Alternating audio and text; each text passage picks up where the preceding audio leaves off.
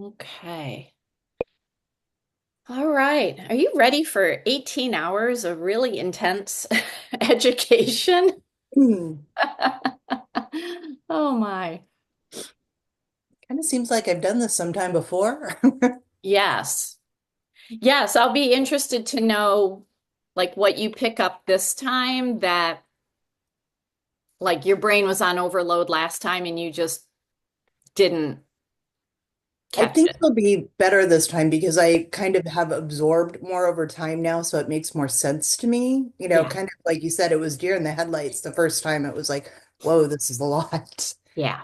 So I think maybe I'll grab more of the finer things that maybe I didn't get the first time around. Yeah. Yep. Exactly. Ah, all right. So while we wait for Rita, just go ahead and let's just have you introduce yourself, like where you live, what keeps you busy during the day, and like, do you have like a crystal question that still needs answering? Like you're looking for information on something. So, Tina, let's start with you. I'm Tina Leland and I live in Olympia, Washington. Um, as far as keeping busy, I'm kind of, I guess you would call me a professional volunteer. Do a lot of fundraising work and stuff for a lot of different organizations. Been doing the crystal thing now, I guess it's been about 4 years. Specifically on crystals, I part of why I wanted to take the class again is just the masters and being able to identify traits and stuff a little bit better. I still struggle to find the specific things in master crystals. So that's kind of one of my big things that I'm hoping to maybe refine a little bit more in this class. But that's about it for me. I have a little Boston Terrier that's my little helper this morning, and the rest of the house is like still sound asleep. Yeah, because it's 6 a.m. where you are. Uh, Oh but my, no, happy to be here. you're a trooper. All right, Melanie. I'm Melanie. It's not as early here. I'm in Wisconsin, so it's 8 o'clock, so it's not really not too bad. And I am here just because I am very interested in just learning more about crystals. I can't think of a specific question right now. I'm just ready to absorb all of the information or absorb it to the best of my ability right now. And what keeps me busy, is my job. I'm a veterinarian, so very busy, busy, and it's kind of our busy time. The spring, summer is always really busy for us, because we do s small animals, so dog and cat and horses. So spring is hopefully coming. It was nice and warm here in Wisconsin like a week ago, and now it's kind of cold again, but hopefully spring has sprung. Or that's the hope. I don't want any more snow. I'm done. I want no more rain. Yeah. Yeah, same here in Michigan. It was like I was walking Lake Michigan on the beach barefoot last week, and then we got a little bit of snow the other day. So that's this time of year. So all right. Okay, so we're gonna move forward and hopefully Rita hops in momentarily. So this is I'm going into my 13th year teaching this class. And everything in this class, I remember when I first created the workbook, and it was all in person. I did not go online until 2020 when COVID hit. So it was all in person from 2012 to 2020. And I remember when I was building this class, I took 3 weeks off from my attorney job in DC. I built up all my vacation over the Christmas holidays and I spent 3 weeks writing this workbook. And at the time, I think it was about 85 pages, and now it's what, 142 or something like that. So this is a living, breathing class that I am always updating, adding new information. And I even switched out some of the crystals that we're going to talk about on day 3 because everything just keeps changing with the energy shift. So yeah, so I'm excited to dive in. Today is going to probably be the most intense day. Might as well just get it out of the way with some of the science. Um, so you'll have the recording so that if I say something and you're like, I didn't completely catch that, between the workbook and the recording and any questions that you want to ask, hopefully that gets your answers to what you need. Because couple of the things that I'm going to talk about are kind of brain twisters. So never in my dizziest dreams did I think I was going to be talking science. And I'm going to talk a little bit of math today because I specifically went to law school to avoid math and science. So really odd that that I now enjoy it in relation to crystals. So, okay. All right. Let's dive in. Okay, we're gonna start talking, and everything today in particular is one little puzzle piece at a time. And at the time, it may not make sense. Like, what does this have to do with crystals? Like, where is she going with this? There is a method to the madness here. When we get to the end of the day, hopefully you will see the puzzle and you'll see how all the parts and pieces fit in because this is the part of crystals that when I hear other people talk about crystals as just woo-woo and just spiritual, they are missing the entire foundation of what makes crystals spiritual. They just went right to the spiritual aspect. And it's like, that's fine. And if that's where you want to sit in your crystal domain, then that's okay. But you miss the entire foundation of what makes the crystals the spiritual aspect. And that's what we're going to go through today. So, when people say, oh, there's no science backing crystals, yeah, there may not be NIH scientific studies. And that's what people think when they're like, well, there's no science backing it. Yeah. By the end of today, you're going to say, this is a different viewpoint of science and how crystals really, really work and why we're so drawn to them. So, okay, if you need to, I put a whole bunch of brain power on my brain so that I'm going to put even some more so that I can make sure that this comes through clear for you all. All right. All right. And I got a Herkimer diamond. I'm going to put her in my lap. Give me some good energy. All right. So let's start with literally the foundation of the earth. And there's a lot of different belief systems about how the earth was created. We are not going down any religious pathway. This is just a matter of fact. This is what happened. Now, how it started, we're not getting into that. But what is fascinating about once the earth as a physical entity was out here floating in the universe, what then happened is fascinating as it relates to crystals. So the earth is 4.6 billion years old.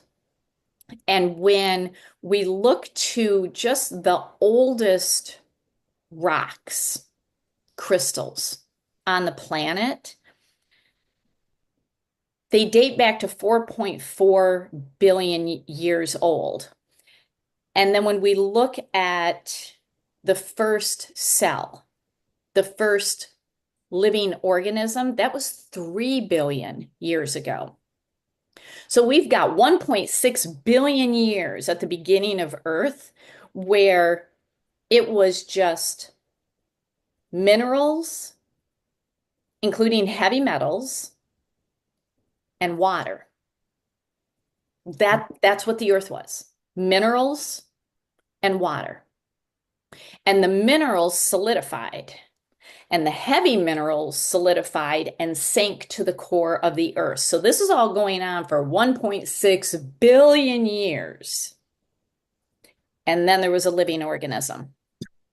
But land itself didn't form until about 354 million years ago, and it was all underwater before then. It didn't push up above water until about 354 million years ago. So the Earth being water and minerals in its early creation, I mean, this is what crystals are. Crystals are 100% minerals. That's what they are. And a lot of them actually grow in water or around water, and that's what changes the formation. Now, like I said, the earth and the heavy metals sank to the core due to the density of the heavy metals. So, we're looking at, um, lead, iron, nickel, mercury, things like that. And the core of the earth, no one's ever been there. No one ever will be there because it is about 7,000 degrees. Okay, so anything that tries to get there is going to burn up. But it's about 1,500 miles wide. It's less than 1% of the Earth's volume, and the metal, it's hot spinning metal. Okay, so it's constantly spinning. There's a hard core, and then around it is the spinning liquid heavy metals. And that's what creates the electromagnetic field of the Earth. That is one aspect, is this, and you're going to hear me reference it as an iron core crystal. Okay, that's what we call it. That is one aspect, and the other aspect is silica. Silica is quartz. And those two things actually create the magnetic field of the Earth. Now, this iron core crystal with laser technology, scientists have been able to shoot lasers into the Earth to learn that it is about 1,500 miles wide. They're estimating it's about 7,000 degrees. And what they have been able to determine is that it is in the shape of a six-sided hexagon or a 12-sided dodecahedron. This is going to make sense when I get to the next section and I start talking about crystal shapes. Because the hexagon pattern, as you will learn by the end of today, is a pattern of strength. And so much is built on this hexagon pattern. Now, when we look to the oldest crystal and how they can do the carbon dating, it just baffles my mind. But scientists are able to do it. And they have identified the zircon as the oldest crystal. It's about 4.4 billion years old. Now, zircon, you can find zircon crystals. I mean, they're not particularly pretty. They're very prismatic. A lot of them, unless they are treated, they can be radioactive. And you're going to find zircon in a lot of jewelry. Now, the jewelry industry treats the zircon to remove the radioactivity, and the treatment that it goes through kind of makes it not a crystal anymore because it tends to destroy the crystal lattice. If you remember from the basic class, the crystal lattice it's basically like a spinal column in the crystal, and the crystal grows in replication around it. And if that crystalline lattice, that third dimensional replication of the atoms, is damaged, then it's no longer a crystal, it's just a rock. So a lot of zircon jewelry on the market they make it pretty, but it doesn't really have a lot of crystal value. But that's the oldest crystal, and it just like the human mind cannot even comprehend 4.4 billion years old. Can't even comprehend it. But it is the oldest crystal and the oldest rock. The next oldest is peridot or olivine. And you can find peridot at Hawaii's Green Beach. I mean, the whole beach is just covered in this crystal because Hawaii is full of volcanic activity. And in a little bit, you're going to learn what happens when there is volcanic activity and the crystallization that comes out of it. So Hawaii has a lot of beautiful crystals. So this is certainly a beach worth visiting. There's signs all over the place that say you cannot take the peridot with you.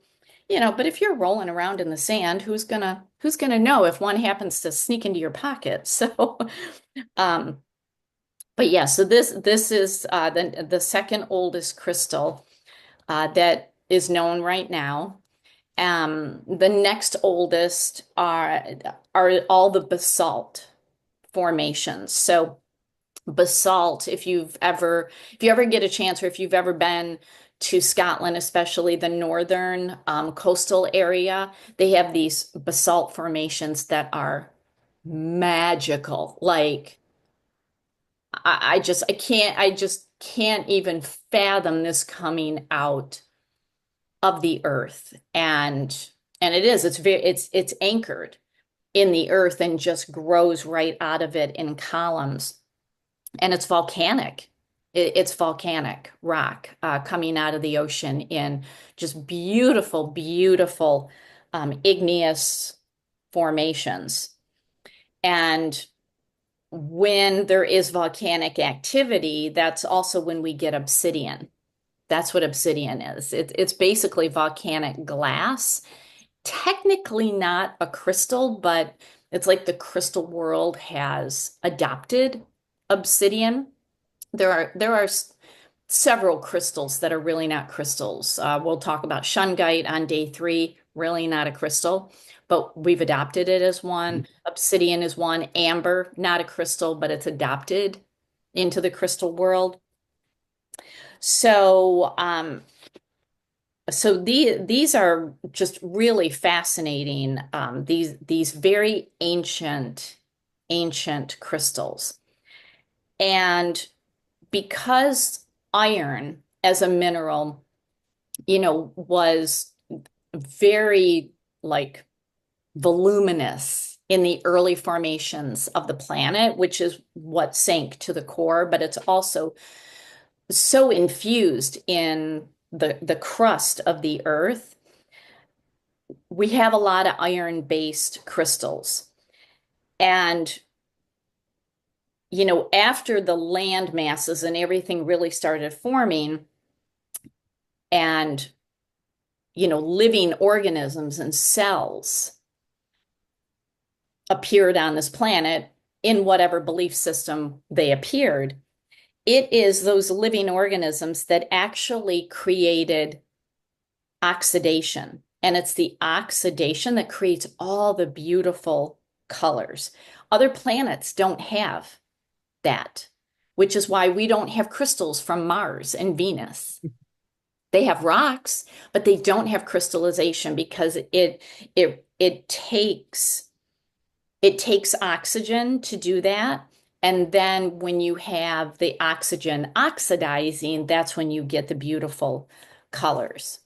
So, we've got these different layers to the earth, so we have our inner, iron core crystal, it's solid. There's a liquid outer core around it that is, iron and cobalt and nickel. There could be other heavy metals. I mean, they're called heavy for a reason. They can sink. And then outside of that, there is the mantle.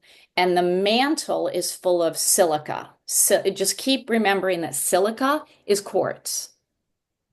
Okay, whether it's clear quartz, rose quartz, amethyst, citrine, carnelian, blue lace agate, these are all quartz-based crystals. And quartz is silica. So silica is in the mantle. And it's something like, I don't know, something like 80% of the Earth's crust is silica. That's why there's so many quartz-based crystals. And then above the mantle is the asthenosphere. And it's kind of like silly putty. Like if you dig deep enough, it kind of gets almost like clay a little bit. It's just like silly putty. It's the only way I know how to describe it. And then on top of that is the lithosphere. And that's what we walk on. Okay, so that's the land that we walk on. And again, packed with silica and basically the periodic table. I mean, packed with all these minerals that at any point can come together and not only form a rock mass, but then crystallize. And melded in between all of this are the oceanic plates. They've even discovered that underneath the mantle, they have found an ocean. So the ocean is not just what we see, like deep in the earth, they have found oceans in there. And that was actually a recent discovery. I think they discovered that last year. So there's oceanic plates, there's a tectonic plates, and there's a whole lot of movement going on at all times in the earth, okay? And all of these movements that are happening help in the rock formation process. So I'm gonna stay on the screen for a second because I want to talk about the cycle of how rocks, then crystals are created. So if you remember from the basic class, all crystals, rocks, and stones are made of minerals. But not all minerals and not all rocks and stones are going to crystallize. That's why we don't call our crystals rocks, because rocks haven't crystallized. Okay. So minerals are naturally occurring in the earth, like zinc and magnesium and calcium and iron and aluminum and silica. They are inorganic, which means they're not coming from a living organism. Like they're not coming from a tree or a plant or even a decaying animal or person. And they are of a fixed chemical composition. So iron is always iron. You can melt it down and it's iron. You can then harden it and build, a statue of a dog and it's still iron. And then you can take that statue and you can melt it down again and it's still iron and you can build it into a cat and it's still iron. And that's what minerals are. No matter what you do to them, they are of a fixed chemical composition. So there is no initial first step in the rock formation process because there are 3 different phases. And I'm going to go through igneous, sedimentary, and metamorphic. Igneous is not necessarily first, but once the rock formation starts, it goes in this order. Okay, so let's start with igneous. So, I talked about volcanic activity can create beautiful crystals like obsidian. And that's where basalt comes from. Now, when there is volcanic activity, several years ago, there was huge volcanic activity in Hawaii. I don't know if you remember that. And all of that lava spilled into the ocean and it settled on the ocean floor. Give it a couple 100,000 years and it's going to be beautiful crystals. Beautiful crystals. And when we have crystals that are igneous, they will never have fossils in them because the volcanic lava burns up any fossils. Okay, so when, and I even saw this yesterday. I was at a crystal show in Detroit yesterday. And there was a dealer, and they no longer allow cameras in certain shows. And I know it's not because of me, but I'm a reason because I literally take photos and then I point it out on social media that these are fake. I saw a dealer selling obsidian that had insects in it. No, hard no. Obsidian is pure lava that hardened, and there's no way an insect would be preserved perfectly. It's like it was resin or glass. I don't know which one it was, but he was selling it as he called it insect obsidian. I don't think so. Okay, so you have to be aware of this. Um, so what this really is when you have an igneous rock, it is cooled lava that has hardened. And so you're getting obsidian, you're getting basalt, you're getting granite. Uh, in the UK, like Scotland and Ireland, they are like the granite capital of the world. I remember when I was in Scotland and I was in Oban, and I was just at a bar, and the whole bar was full of these granite miners who were getting ready to go offshore to mine. And it was just fascinating talking with them. And like they know all of this. They're like, "Oh yeah, I mean, we used to have volcanoes here and basically we're just, pulling up all, the what happened out of the creation of the lava." And that's where granite comes from. So just remember, there's no fossils. Crystallization can happen during the igneous process. It doesn't mean that it will, but it can. It can happen, and you can get basalt and you can get obsidian. Um, After igneous, if an igneous crystal or an igneous rock is subjected to weathering and erosion, it can break into sediments. And that's when igneous can become sedimentary rock. Okay, so we are now starting the process that igneous, it can stay igneous or it can become sedimentary. Sedimentary rock, one of my favorite examples is halite that you see on the screen. Oh my gosh, halite is gorgeous. There's a lot of halite coming out from underneath the Great Salt Lake in Utah. Um, so sedimentary rock, you can literally, if you take your jeweler's loop that you got, as part of this class, you can look into it and you can see sediment. I mean, it looks sandy. It looks sandy inside. Rose quartz is like that. Rose quartz is a sedimentary crystal. And so when you have igneous subjected to weathering and erosion and it turns into sedimentary, crystallization can happen at this point and it becomes a whole different crystal. Okay, this is where crystals can change in their appearance and the minerals change. Okay, now we're looking at halite, shale is sedimentary, sandstone is sedimentary, rose quartz is sedimentary. There's a lot of sedimentary rocks. And when a sedimentary rock is subjected to heat and pressure, that's when it becomes metamorphic.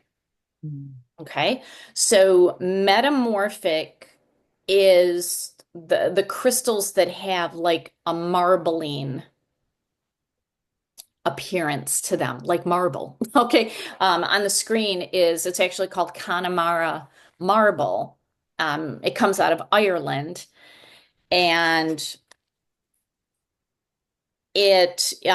rose quartz can go from sedimentary to metamorphic. Clear quartz is metamorphic. And so when you have crystals that have swirls inside of them, we call it foliation. Foliation. It's all the inner, like take one of your clear quartz and look into it, and you're going to see all this activity that swirls, the foliation, that's metamorphic. Okay. So whenever I come across, um, like a clear quartz that is just absolutely clear, there is no foliation, no metamorphic activity, I instantly think this is glass until proven otherwise, because quartz has a lot of metamorphic foliation in it. Okay. So a metamorphic rock can crystallize. Doesn't mean that it will, but it can crystallize in the process. And then metamorphic rock, if it is subjected to too much heat, it will melt down and then we are back to igneous. Okay. So at any point in the process in the earth, it could start with sedimentary process. And then if subjected to heat and pressure, it can become metamorphic. And if it's too much heat, it'll become igneous. Okay. So you can see at any point, any of these three can be the starting point, but once it starts, it has a cycle in that it goes through. Okay. So let's talk about the actual crystal growth process. Like once igneous or sedimentary or metamorphic starts to crystallize and isn't just a stump like what you have outside in your yard. Once it starts to crystallize, there are different formations that happen. Now, crystals will only form if it has the right space and basically the right opportunity of a lot of different things coming together. So, first of all, it needs to grow without interference, which means it's got to have space. Okay. Now, the space could be, have you seen those geodes, that they crack open? They're really popular at rock shows. Um, for the kids, they crack them open and you see the beautiful crystals inside. But on the outside, it just looks like a rock. Like you wouldn't know that that was on the inside. When a space like that is contained, a crystal can only grow so big. It's literally going to hit a wall. So if you ever have a crystal, like I actually have one here, I didn't even realize it. I grabbed one of my Herkimers and it's flat on the top. It's because it couldn't grow anymore.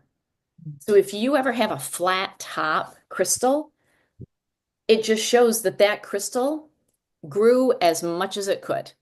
It literally got to the end of the space and then it'll start spreading out. So it's got to have the right space. Sometimes crystals just literally grow in the open, like they're not contained in a cavity, and they have all the space in the world to grow if given the time to do it. Now, crystals also need to have the right pressure, and the pressure is going to determine clarity. You may have heard that diamonds are created under intense pressure. And the more clear a crystal is, the more pressure it underwent. Now, it could be pressure simply by being very, very deep in the ground, or it could be pressure from like the tectonic and the oceanic plates, like literally pushing and pushing and pushing on each other. That's happening in the earth all the time. So the clearer a crystal is, the more pressure it has been under. There's also temperature is going to play a part. Temperature, if you remember from the basic class, will determine if iron stays purple and becomes amethyst, or if it gets hotter and it'll go either yellow or green.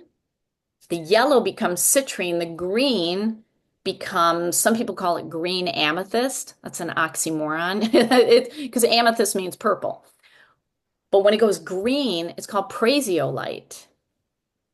And then if the yellow gets even hotter, it becomes orange, and that's carnelian. So that's where temperature can take a mineral and change the color of it.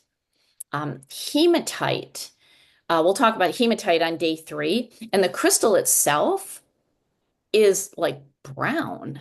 And when it's polished, it's silver on the outside. But when you mark it on paper, it's got a reddish color to it.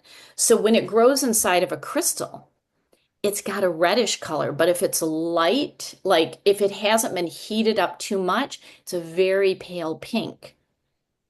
But like hematite included quartz almost looks like red glitter on the inside. And so the heat can make a difference. The rate of cooling in the earth can make a difference.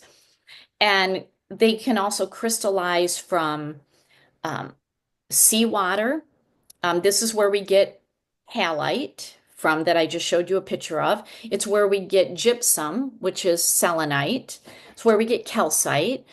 So if you have like there is a calcite, I actually just got some that it'll be, I think I'm offering it, I don't know, next month or May. It's called white aragonite, called cave calcite because it actually grows in a water cave.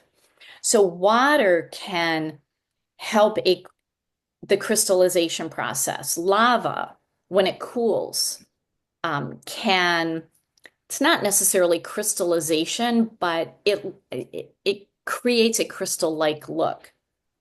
But what all of this does is it starts creating geometric patterns. So we're going to talk about sacred geometry patterns in a little bit. Now, there are three types of crystal growth. There is what is called macrocrystalline, and this is where when the crystallization process is happening, the crystal grows layer by layer by layer by layer. Most of the time you don't see it, but the times that you do, like on day 4, we're going to talk about what you see on the screen. This is called a phantom, where you see basically a pyramid, and then it's clear, and then you see another one, and then you see another one. And this is the crystal growing, and then it stopped. Sometimes another mineral will come in and sprinkle over it so that you can see it. And then when it starts growing again and stopping, and then more minerals come in and sprinkle on top, what you are seeing is the growth process. It's macro. You can see it with your eyes. Now, if you remember from the basic class, I talked about the C-axis. And when we're dealing with crystals that grow in a point, if that point is polished by a human being, do we know if they put the point right over the C-axis? Because the C-axis, like a spinal column, that's the concentration of energy. When you have an unpolished, natural, raw crystal and it's macrocrystalline, go to the points here on this crystal and you can see how they all line up. And now you know, you can literally see that's the energy. And that's how the energy comes out of the crystal. It's totally natural. It hasn't been altered. You know, the point isn't offset from the C-axis. So this is why I love phantoms. I love the macrocrystalline crystals where I can see. And it's like, oh, there's a C-axis. There's a C-axis. All right. Now the next one is called microcrystalline. You cannot see the crystalline pattern just with your eyes, not even necessarily with a jeweler's loupe. You literally need a microscope. And when you look at the crystal under a microscope, you can see. You can see. So what I have here on the screen is a jasper. And oh my gosh, there's hundreds of varieties of jasper. But look at it under the microscope. This is fascinating. Like you start seeing like six-sided formations. But when you actually look at the crystal with your eye, you don't see that. It's all very, very deep within. It's micro. So you need a microscope to see it. But this is the inner workings of the crystal. So it's macrocrystalline. And then cryptocrystalline, you can't even use a microscope. You cannot even see the crystalline formations inside because how this grows is like, it's like a watery slush that hardens, and the crystalline formation is so microscopic, you can't even pick it up. So this is what carnelian is like. This is what rose quartz is like. Rose quartz and carnelian do not grow like the normal quartz crystals. They don't grow in points because they're this slushy, sedimentary,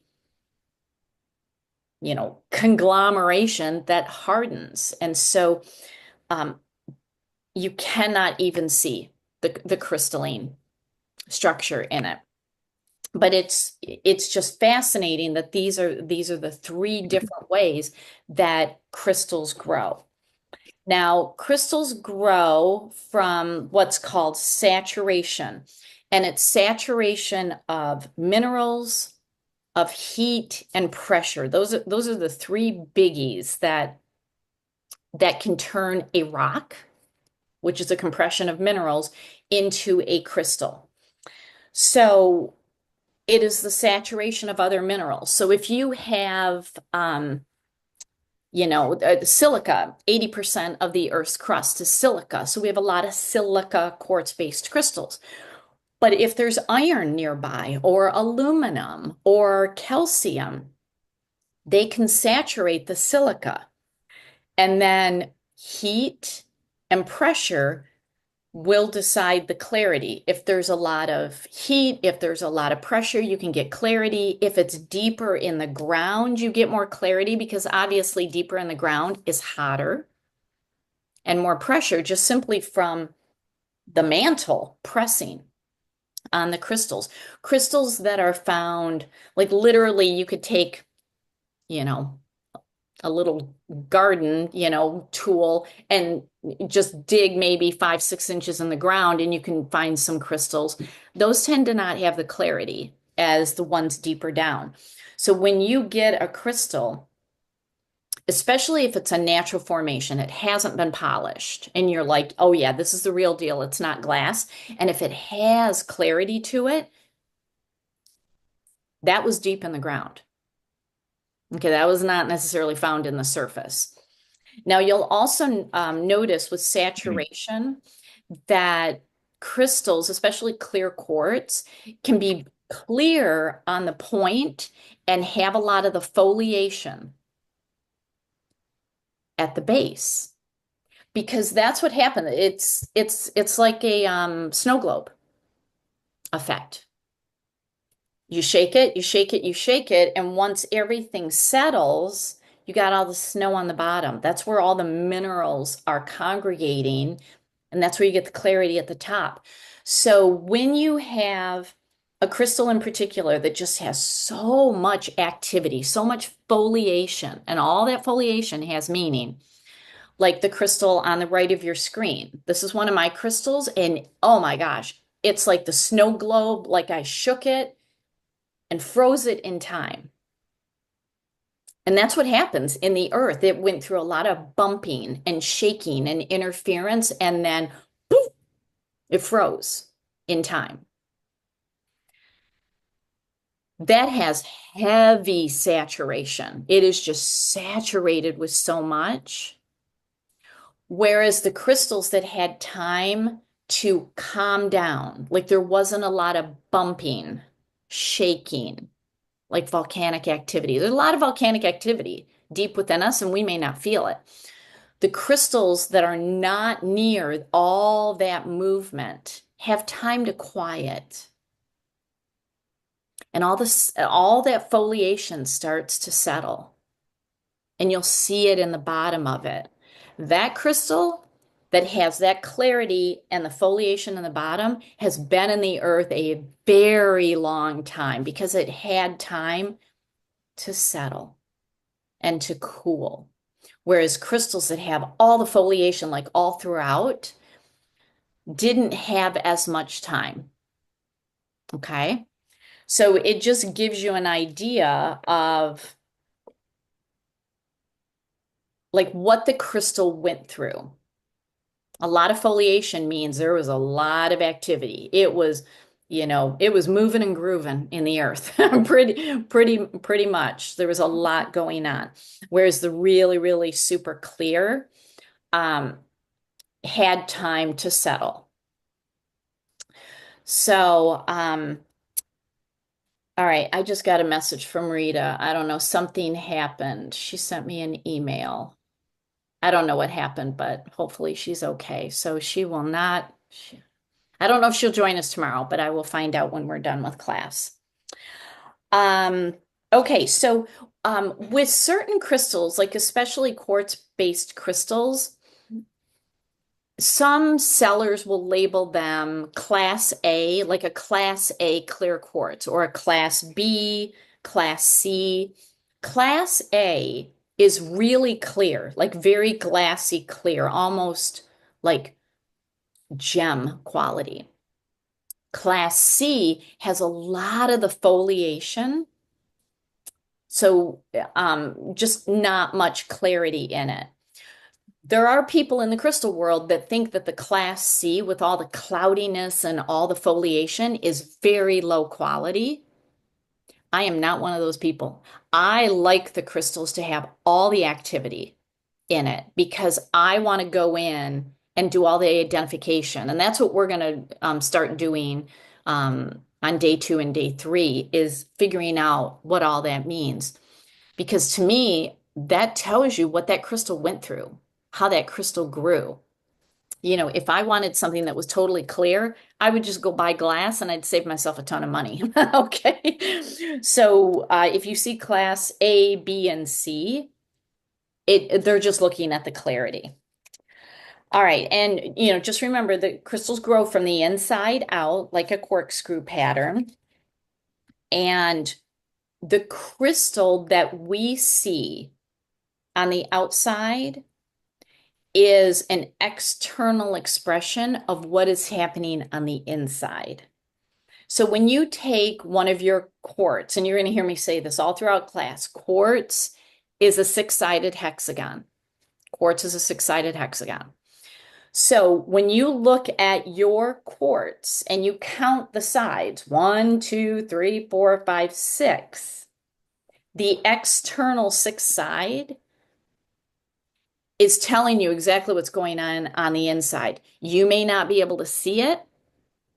You may not like that. If you have a microscope, you can get in and see all the little six-sided crystals. And even within all of those are six-sided crystals, and within all of those are six-sided crystals, and it just goes on for infinity. So just remember that what you see on the outside is happening at a microscopic level on the inside. And it's just beautiful what happens. So when we're dealing with crystals and the minerals that come in, and then the heat or the cooling or the seawater that is exposed to those minerals, that's when we get all the beautiful colors. So this is a photo of the Natural History Museum, the Smithsonian in DC. They have a gem exhibit. Oh my word. Phenomenal. So when I lived there, I used to take my students there. We'd go on field trips. And I cannot tell you how many students I lost because I'm like, just go crazy, go wild. We'll meet up in 2 hours at the entrance. Oh no. Like 6 hours later, it's like, okay, where's Sally? And she's meditating in front of the Hope Diamond. And it's like, okay, girl, we got to go. Like, get out of here. You're losing your mind. It is such a cool place. If you've never been, this is a bucket list item. It is like the best quality. On the right, we're going to talk about rhodochrosite on day 3. On the right, that huge slab is like 3 feet tall of rhodochrosite. It is fascinating.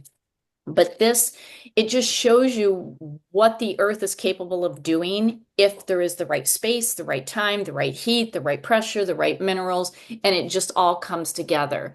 So this is a rare rose quartz point. There are literally 2 in the world that I know of. One I always see in Tucson every year. It's never for sale.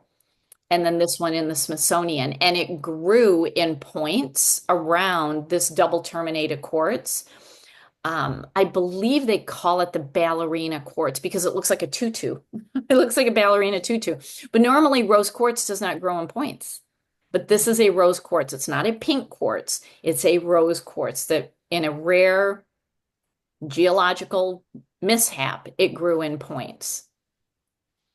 I mean, these are just fascinating. Like on the left here, we got oconite. It looks like white cottage cheese. I don't know how to describe it, but it's got these purple fluorite cubes. I mean, it's just fascinating. And then on the right here, we've got azurite, the blue growing on top of malachite. Okay, we're going to talk about azurite on day 3. And this comes out of the copper mining industry. It's beautiful. Looks like the pillars of creation in the galaxy. Yes. Yes. I mean, like these are just literally out of this world, out of this world. This is a perfect example of how amethyst comes to be. So amethyst starts as a clear quartz and iron gets into it. And when the iron is heated to, oh, I believe it's 300 to 350 degrees Celsius, not degrees, Celsius, it'll start to turn purple. So in this one, like if you look to the right and left of most of the purple, you'll see some really faint purple starting. Really, really super faint. If this had stayed in the earth long enough, it would all be purple, but they pulled it out before it had time. So it's a perfect example of how amethyst gets started. This one's crazy. It's about 3 feet tall. This is what's called watermelon tourmaline. It's green and pink tourmaline growing on this like 2 to 3 foot long double terminated quartz. It is crazy. And then in the middle, this is called elbite. It literally this quartz was growing, and the elbite came and hitched a ride on the quartz ship, and then the tourmaline's like, "Hey, I'm going to hitch a ride on the elbite," because elbite and tourmaline grow together, and elbite likes quartz. So you can see how it's just literally how it came together. It's just fascinating. This is celestite. We're going to talk about celestite on day 3. And celestite grows in the geode. So it's got like a contained container that it grows in. And if allowed enough time, the points that grow within the celestite will hit a wall. They will hit up against each other. And celestite is just really fascinating. And one thing a lot of people don't know is, oh shoot, I'm going to show it in day 3. There is an island off the coast of Ohio in Lake Erie. It's called, we call it Put-in Bay, but it's put in bay. Like literally the island was put in the bay. So, but we blur it all together, call it Put-in Bay. And the entire island is celestite.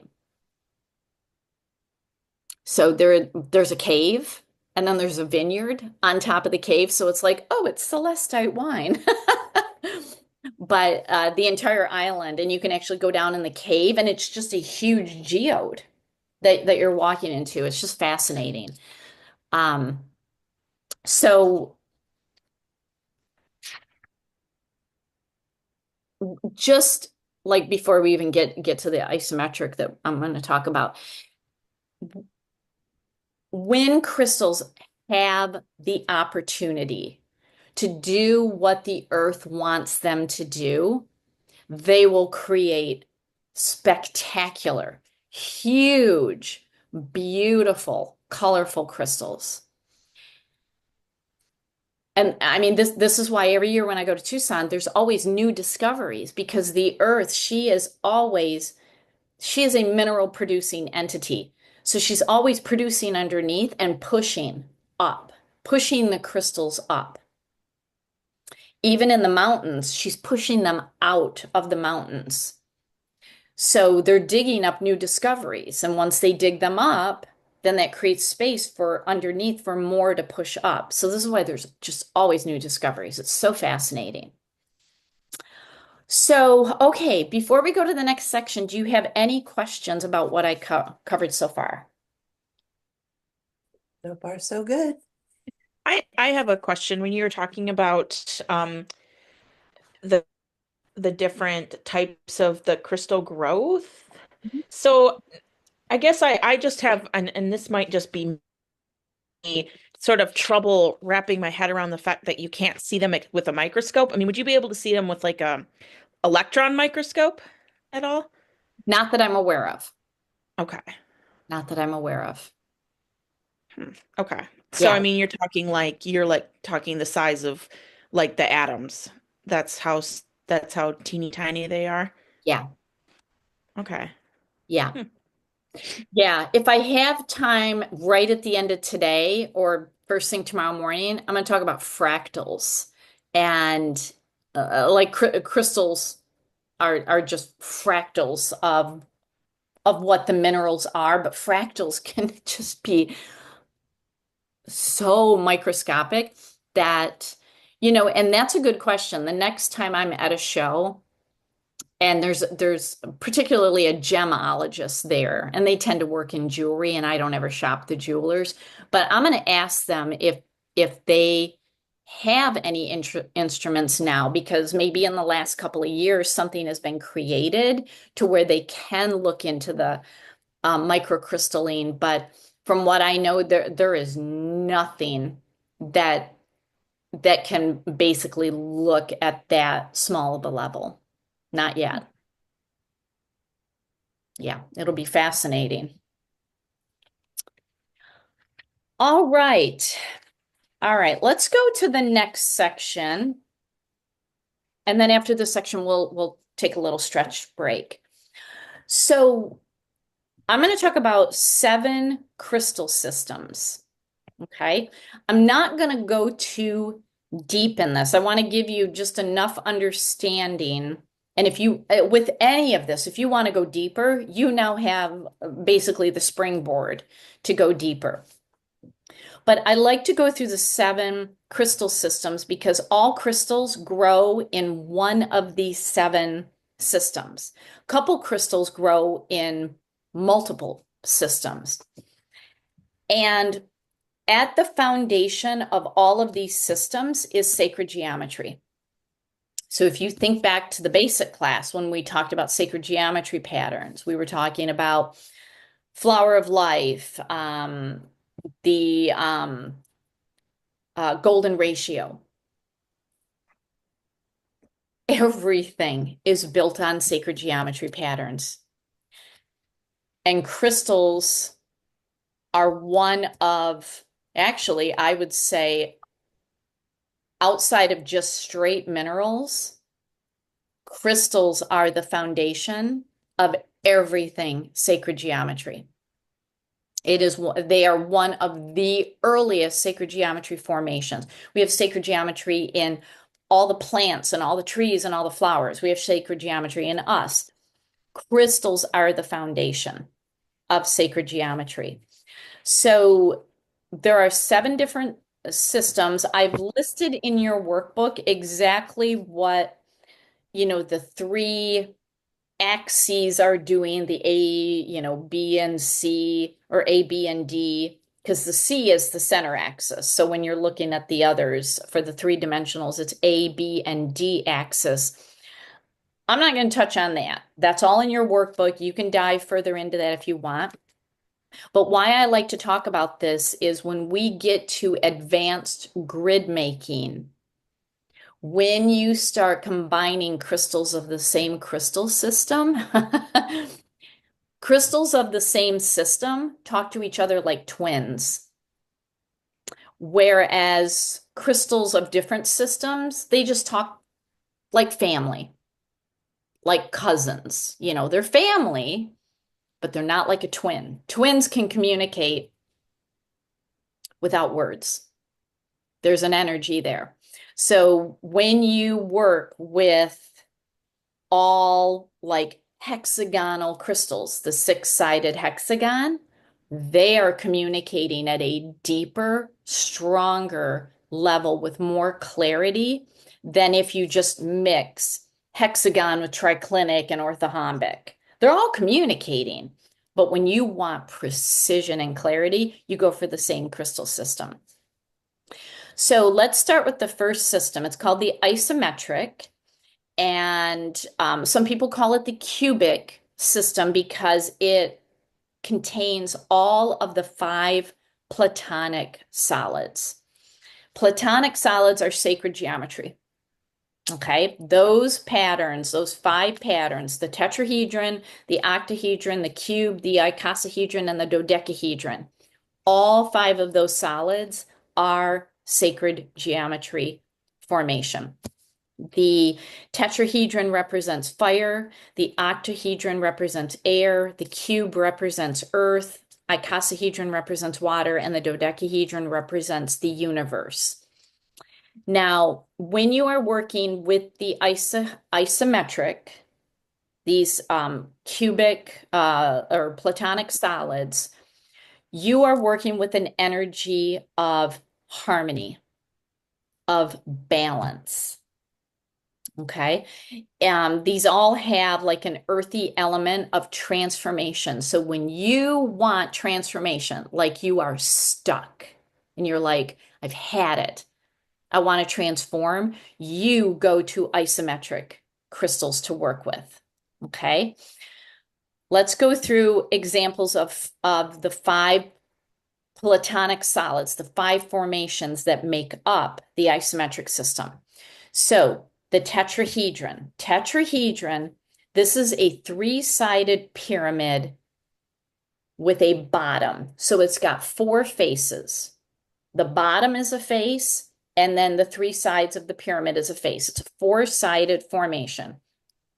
On the screen, I got a picture of chalcopyrite. Absolutely grows in the pyramid. It's got the base at the bottom.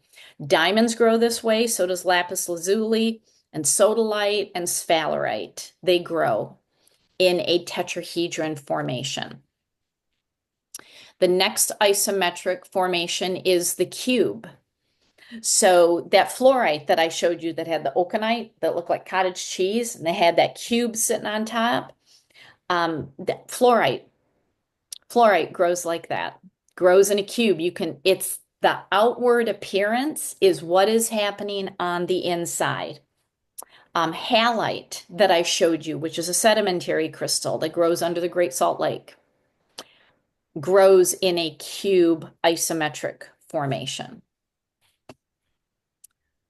The next in the isometric is the octahedron. So octahedron is different than tetrahedron. Tetrahedron is a 3-sided pyramid. Octahedron is a 4-sided pyramid with a 4-sided pyramid back to back. Okay, tetrahedron is a 3-sided pyramid with a base. Octahedron is a 4-sided pyramid backed up to a 4-sided pyramid. And the best examples that I have are fluorite. Again, they can grow in multiple formations, but fluorite, I actually have little tiny fluorite octahedrons in my store. They're so cute. Magnetite can also grow as an octahedron. Now, first of all, finding magnetite is becoming virtually impossible. So I'm on day 3. I'll talk about how I swap it out with hematite. But finding the raw formation, I literally have found 3 pieces in the whole time I've been doing this. But if you find a magnetite in the natural octahedron, grab it because it's so rare and it's so awesome to look at how it forms that way. The next platonic solid is the dodecahedron. Garnet grows as a dodecahedron. It has 12 faces to it. So does pyrite. Pyrite grows in 12 faces. Pyrite can be really hard to count all the faces because it conglomerates together. So you got, a 12-sided mushed up against a 12-sided, mushed up against another 12-sided. So it can make it really difficult to count unless you have a singular piece that has been plucked out of the matrix. Garnet is a little easier because they tend to grow on their own. And so you can just buy a garnet and start counting the sides, and it's a dodecahedron. Now, for the icosahedron, at this time, it's a 20-sided face formation. And at this time, I'm not aware of any crystal. Now, early on, I was taught that ametrine, which is an amethyst citrine blend that only grows in Bolivia, I was taught that the natural formation is 20-sided. And I literally spent a decade talking to every single Bolivian miner that I met if they had a natural shaped ametrine that was an icosahedron. And they would all look at me kind of funny, like, what is she talking about? Finally, one miner said, I know what you're talking about. We've never found one. We've never found one. We feel that ametrine has the potential to do that, but we've never found one just because of how it all grows together in a conglomeration. So I ended up taking that out of this class because no one's ever found an ametrine as a 20-sided icosahedron, and I'm not aware of any crystal that is a 20-sided yet. Yet. Okay, so I'm always on the lookout. I'm always asking. But that is one of the platonic solids where we do not have a crystal representative. All right, so that's the isometric system. The second system is the hexagonal, and this is where we see a bulk of the crystals because silica is hexagon. Now, the hexagonal shape is six-sided. Okay, that's what hexagon means. It's six-sided. So it kind of grows like a cylinder, and it is six-sided. And the six-sided hexagon shape scientifically regulates energy. In our body, we call that chi. In the scientific world, they call it energy, which is why big tech, our computers, our phones, the cars, that are electric, everything.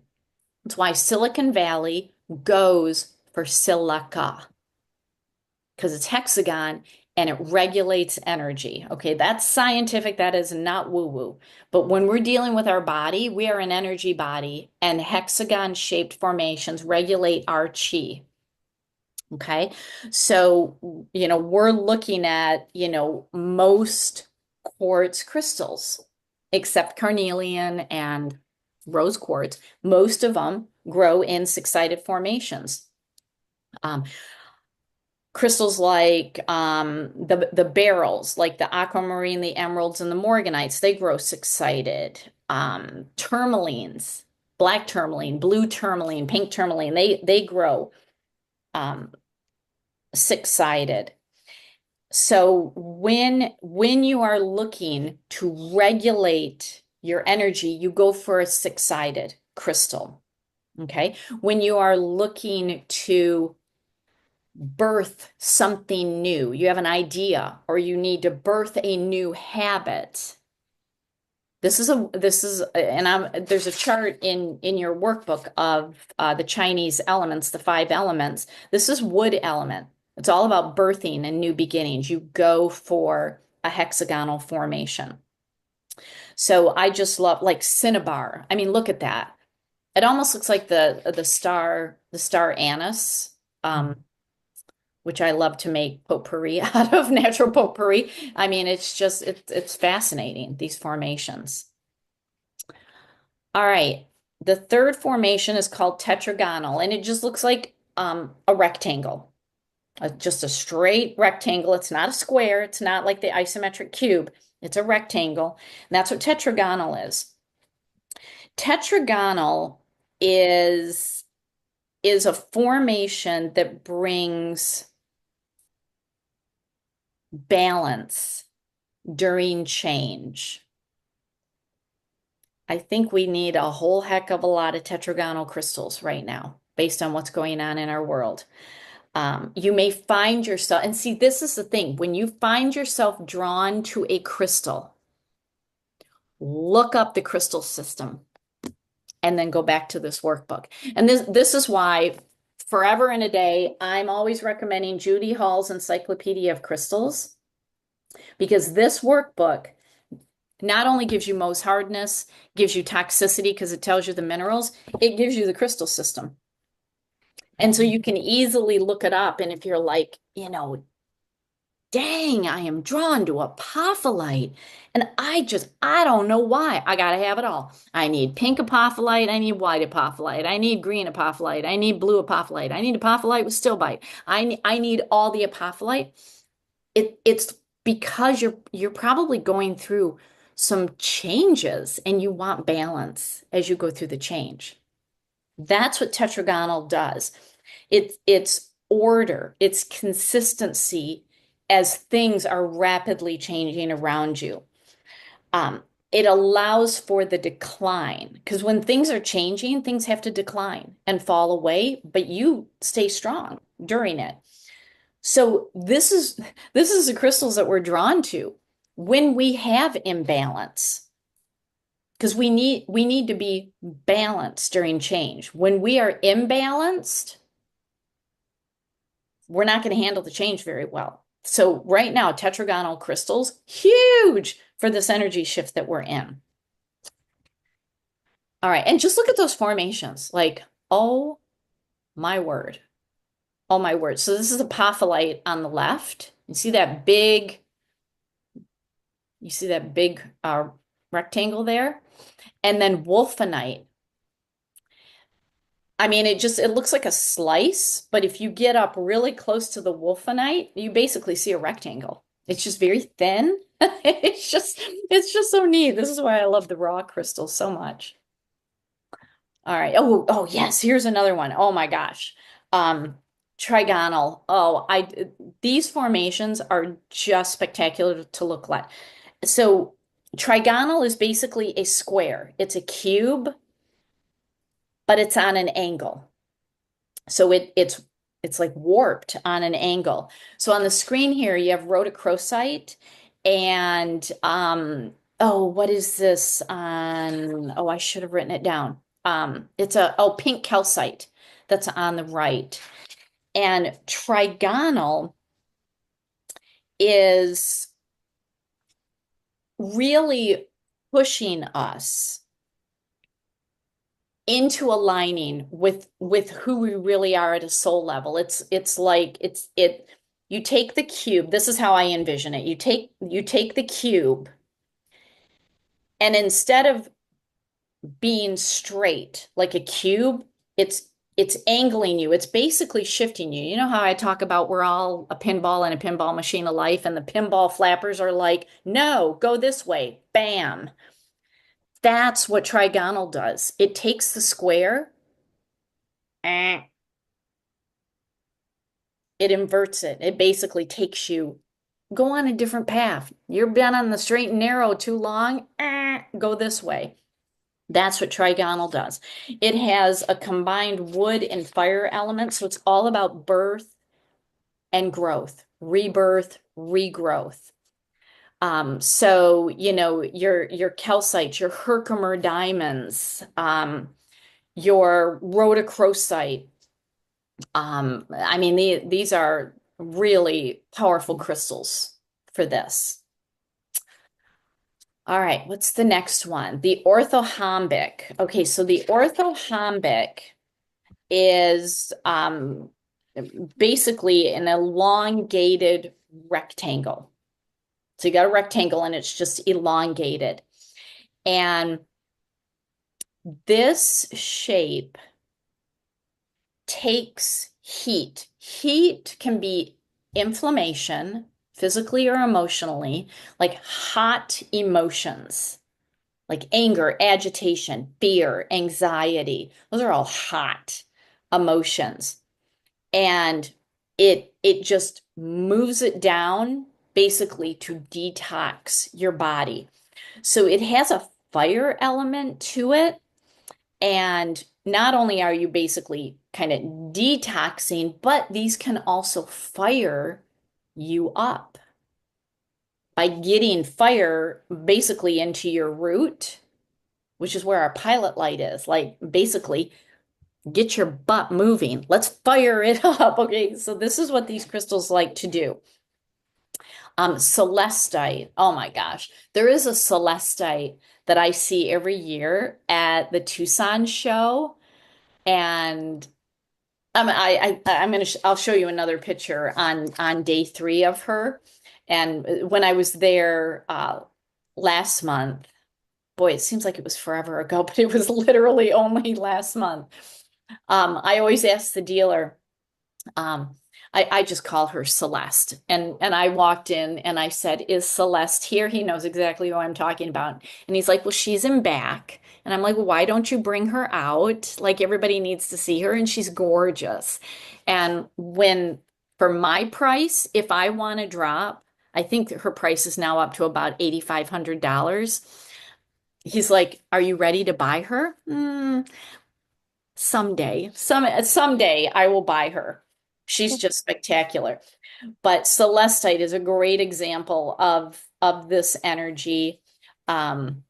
Cerussite, I mean, you can just take your jeweler's loop and you can go in and you can really see these formations. I just love them. They're also in danburite. I love how danburite grows. Four-sided. Angelite is the same way. Let's go to the next one. Monoclinic. Okay, very, very unique formation. Okay, the monoclinic is basically an elongated square. So it's a square, it's elongated, and then it's angled, kind of oblique on its side. And it's really the shape is a blend of fire and metal elements, which are actually incompatible. Fire and metal, they clash.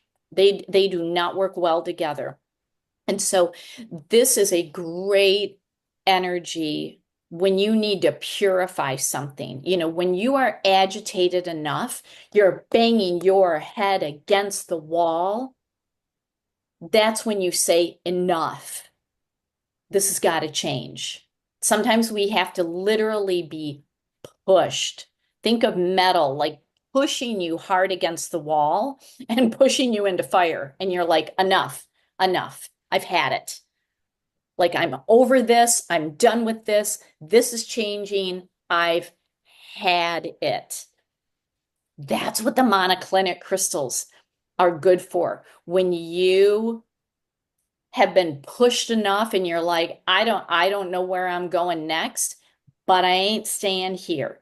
When you are unhappy, when you're like, I need a change. Like I've had it. You go for a monoclinic crystal because it purifies. It cleanses all that energy to relax and calm you so that you can think. But sometimes we have to get pushed to the brink. Okay. There's a lot of people right now getting pushed to the brink. And especially women in particular, when a woman says enough, like stand back. Like people better give her space.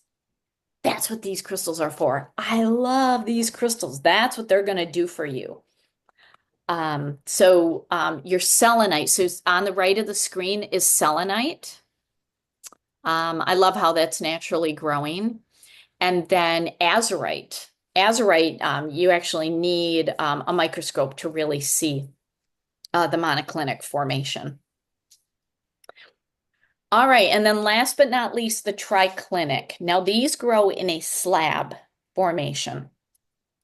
So have you ever seen Larimar? Larimar, I need to offer that in the store. I just haven't. I don't know why. I like Larimar. It comes from the Dominican Republic, and it literally grows in a slab. I mean, it looks like you could take it and just make a countertop out of it. It just grows in a slab. That's what triclinic is. You could just take the crystal, lay it on your countertop, and create a slab. So it is really like um bizarre crystal growing in all these oblique formations. But what it is the shape of it is fiery. It has a very deep growth energy to it to really stimulate us, to fire us up, especially if you like to start something but you don't complete it. Like you have a great idea and you start sketching it out and you don't finish it. Or you want to write a book or create a class and you got all the great ideas here, but then you don't do it. The triclinic is what you want to start really working with. They get that energy going. So on the right, kyanite, we're going to talk about kyanite on day 3. Kyanite is a great example of that. It just harmonizes your energy to basically get you out of your way. That's what these crystals do. The triclinic, they get you out of your way so that you can do what you are meant to do. Rhodonite is also a good one. I mean, look at the rhodonite. Look at how that grows. So, these pictures I took at the Smithsonian because that rhodonite is like 1.5 feet tall. It's huge. It's like so awesome. Oh my gosh. All right. So in your workbook on page 11, I gave you a chart of the 5 elements, and I put the elements also in these crystal systems so that you can look at this chart. Like if you have areas of your body where you're like, oh, I know I need a liver cleanse. So I'm going to do Young Living's liver cleanse, but I also want to support with some crystals. You can pick, wood element crystals or, spring. We're in spring now. Spring is wood element. So you can work with wood element crystals through spring. Or, if need more help with, centering yourself and balancing and harmonizing, you're going to go with more earth element crystals. So this chart is just there if you want to dive in further. Now, if you really are fascinated by Chinese medicine, all of these elements, and want to relate it to crystals, at the bottom of the chart, I listed a book called Stone Medicine by Leslie Franks. Oh my word. This book is like quadruple PhD level. It is thick. It's like I don't know, an 1.5 inches thick. It is intense. It's not a book that you necessarily read all the way through. It's almost like a physician's desk reference. At the first third of the book, you read through it, and then the rest is like a physician's desk reference. Oh my word, it is like I can literally read a page at a time, and then it's like, I'm done. This is intense. I only put that in there because I've had a couple of Chinese medicine practitioners take this class. And if you are interested in that, that is a book that you could certainly get and dive, like take your crystal practice down that pathway. Not everybody goes that pathway, but it's there. All right, we are due for a 5-minute break. Do you have any questions at this point? I do. So kind of with that, kind of you mentioned that book. I'm assuming you can kind of extrapolate that to animals because I mean, I'm certified in Chinese medicine also. So but with the animals. So I'm assuming you could probably extrapolate it to animals. Yeah. Okay, interesting. I'll have to Yeah. look into that one. Yeah. And I'm going to write myself a note to see if there is an animal. Actually, I certified a Chinese medicine practitioner in Vermont. She loves animals. I'm going to ask her if there is a book or anything on that. She would instantly know off the top of her head. Yeah. So I'll find Yeah, out because I and was let you know. gonna say, Yeah, because I can't think of one that does crystals off the top of my head, but yeah, Yeah. that's interesting. Yeah, and there's when it comes to crystals for animals, like I'm really only aware of one book that is out there and it's okay. Hmm. It's not good, it's not great. It's okay. And I have been tempted to write one, but I would literally have to put my entire Crystal for Animals class in the book because I don't know how to talk about crystals for animals without basically everything in that class. And it's like I'd rather have people take the class and be able to ask questions like this and go. So it's like I haven't done it and I don't know how to do it. I haven't figured that out. So, Yeah. Okay. yeah. Okay. All right. Okay, let's take a 5-minute stretch break.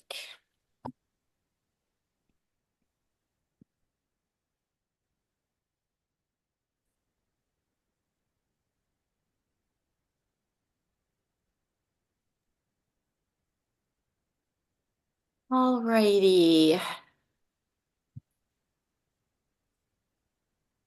Okay. Okay. All right. I read Rita's email. I'm hoping she can join in. I told her, I said, if you can join in tomorrow or next weekend, she had a pretty bad emergency with her daughter. So, of course, she needs to be with her daughter right now. So, anywho, all right. Okay, are you ready for the most depressing part of the class? We might as well just get this out of the way. It is, it is not a fun topic. I want to talk about crystal ethics is fine, but the crystal fakes, oh my gosh, it is drives me crazy. All right. Let's first talk about crystal ethics. This is increasingly becoming quite a conversation. And this is why I really love going to crystal shows because I can talk with people from other countries and ask them questions and really find out what is going on with crystal mining. Because what I'm seeing with some other crystal sellers, and I'm not saying that this is a bad thing, it's just, I just kind of have a different viewpoint on it. When, like how Young Living has the seed to seal process, which is really what makes our oils safe to consume. It makes them safe with animals. It's the whole process from start to finish, which is why we can use tea tree oil with cats, but we can't use it with any other brand. It's the process. I'm seeing some crystal sellers have like a seed to seal type process where they're talking about how their crystals were ethically mined and the workers are in humane working environments and paid a living wage. And they're kind of doing this whole, like from a prosecutor's perspective, I call it a chain of custody. Like whenever I had a criminal case, I had with evidence, I had to show the chain of custody. Like, Detective Wilson, you know, took the gun off of the defendant, put it in a bag, put it in lockup, and then he checked it out and brought it to court. It's like a chain of custody. Nobody else touched it. I'm seeing that sort of thing in the crystal industry, but how it's coming off to the actual miners is kind of judgmental, because there's a lot of discussion, in the crystal mining world that those who are mining for crystals are really doing little, if any, damage to the earth because, like I said, the crystals are being pushed up. There are very few, if any, that are blast mining. I don't know anybody blast mining for crystals. What they are doing is any blast mining or the big backhoes that are going in and literally digging out mountains, they're not looking for crystals.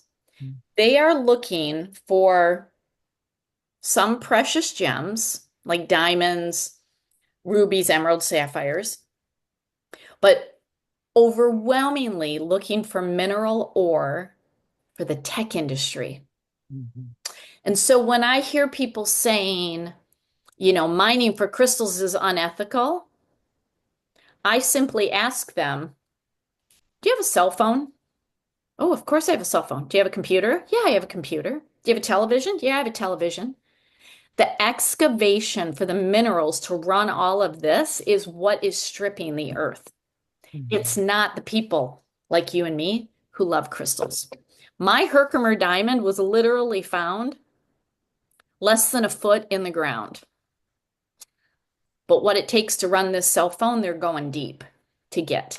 So most crystals are being found as a byproduct of other industries. They're mining for ore. They're looking for gold and copper and silver. Now what they're really looking for is titanium. They are looking for lithium. And I don't want this to come off as any sort of political statement, but why there are certain wars happening and in certain areas is because of the minerals. Ukraine is a hotbed of minerals, which is why there's a land grab happening. And I didn't put two and two together until the US was brokering a deal. It didn't go through, but brokering a deal where we would get mineral rights in the Ukraine to end the war. And as soon as I heard that, I'm like, we're in a mineral war. We have been in a mineral war with China for decades. Nobody's talking about it, but if you Google mineral war, US and China, oh my gosh, all these hidden articles, because whoever owns the minerals wins the tech war. And that's what we're in. Whoever has the most technology basically wins. I don't know what we win. I'd like to go back to a day that we didn't have cell phones. But this is what is happening. So countries are now coming in for land grabs. And when I find out that certain crystals are being grabbed for the tech industry, I buy as much as I can. So right now, rutilated quartz, which yesterday, don't ask me how, I got the best deal on rutilated quartz, better than what I got in Tucson. The rutiles, we're going to talk about them on next Saturday. The rutiles are needed for the chips, for the cars, and for all of the tech that is happening. So rutilated quartz mines are being bought up by the Chinese. Celestite mines, because they have strontium, they need strontium in the tech industry. China is coming in and buying mineral rights here in the US, and they're going all over the world and buying them. When I was in Tucson last month, I was at the Auralite 23 booth. Auralite 23 comes from the Canadian side of Lake Superior, one location, one guy owns the mineral rights to the location. His name is Howard. And I remember last year he told me that 90% of his crystals were going to China. And I said, are they going to the tech industry or are they just going to Chinese people who love crystals? And he said both. He said, I can't control what's happening when they go over to China, but he said, I think people are just wanting the crystal. But he said, I know a portion of whatever that is also going into the tech industry in China because of what, and we're going to talk about Auralite 23 next Saturday. When I saw him last month and I was in the booth and there was very little in the booth, His booth was like a quarter of the size of my office here. It was tiny. There was not much in it. And I'm like, Howard, what is going on? And he just looked at me and he said, get what you want. Of course, I'm going to get what I want. What do you mean? And he kept saying that. He's like, get what you want. And so quietly, I'm like, what are you trying to tell me? And he said, you see that Chinese guy standing right at the outside of the booth? He's taking whatever is left. Oh.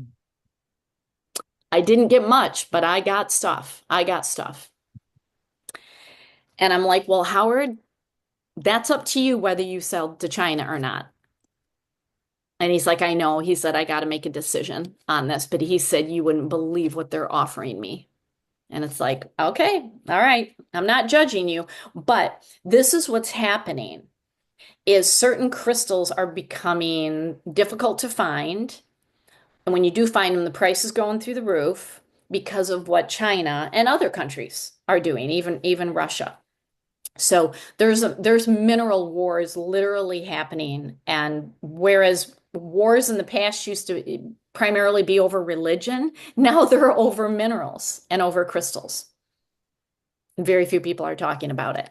So when people start talking to me and getting all judgy about you're hurting the earth because of, all the crystals that you're buying and selling, no, sweet pea.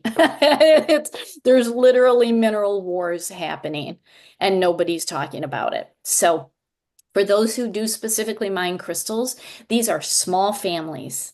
These are family businesses. And they are hand mining, especially in the Himalayan mountains. Um, they have areas where they have the mineral rights and they are protective of their land because if they scavenge the land, then they're out of luck. They're out of business. So they're very, very protective of what they do and how much they pull out. And this conscious sourcing of crystals that I'm seeing, I actually asked, it's a father and son team out of Zimbabwe that I buy the Shangan smoky amethyst from. And I was really hoping I was going to see them yesterday, but they weren't at the show. It's the only show I see them at. But I remember a couple of years ago, I asked them um, because they're like a communal area. They have like kind of I don't know what the name is, like almost like a warlord. War is not the right name. I'm trying to think like a chief over this communal area where the crystals are. And so the community, including children, they're mining the crystals. And then the chief and the community decide how many of the crystals are going to be sold to the outside world, how much at a time, and then the money goes to the whole community.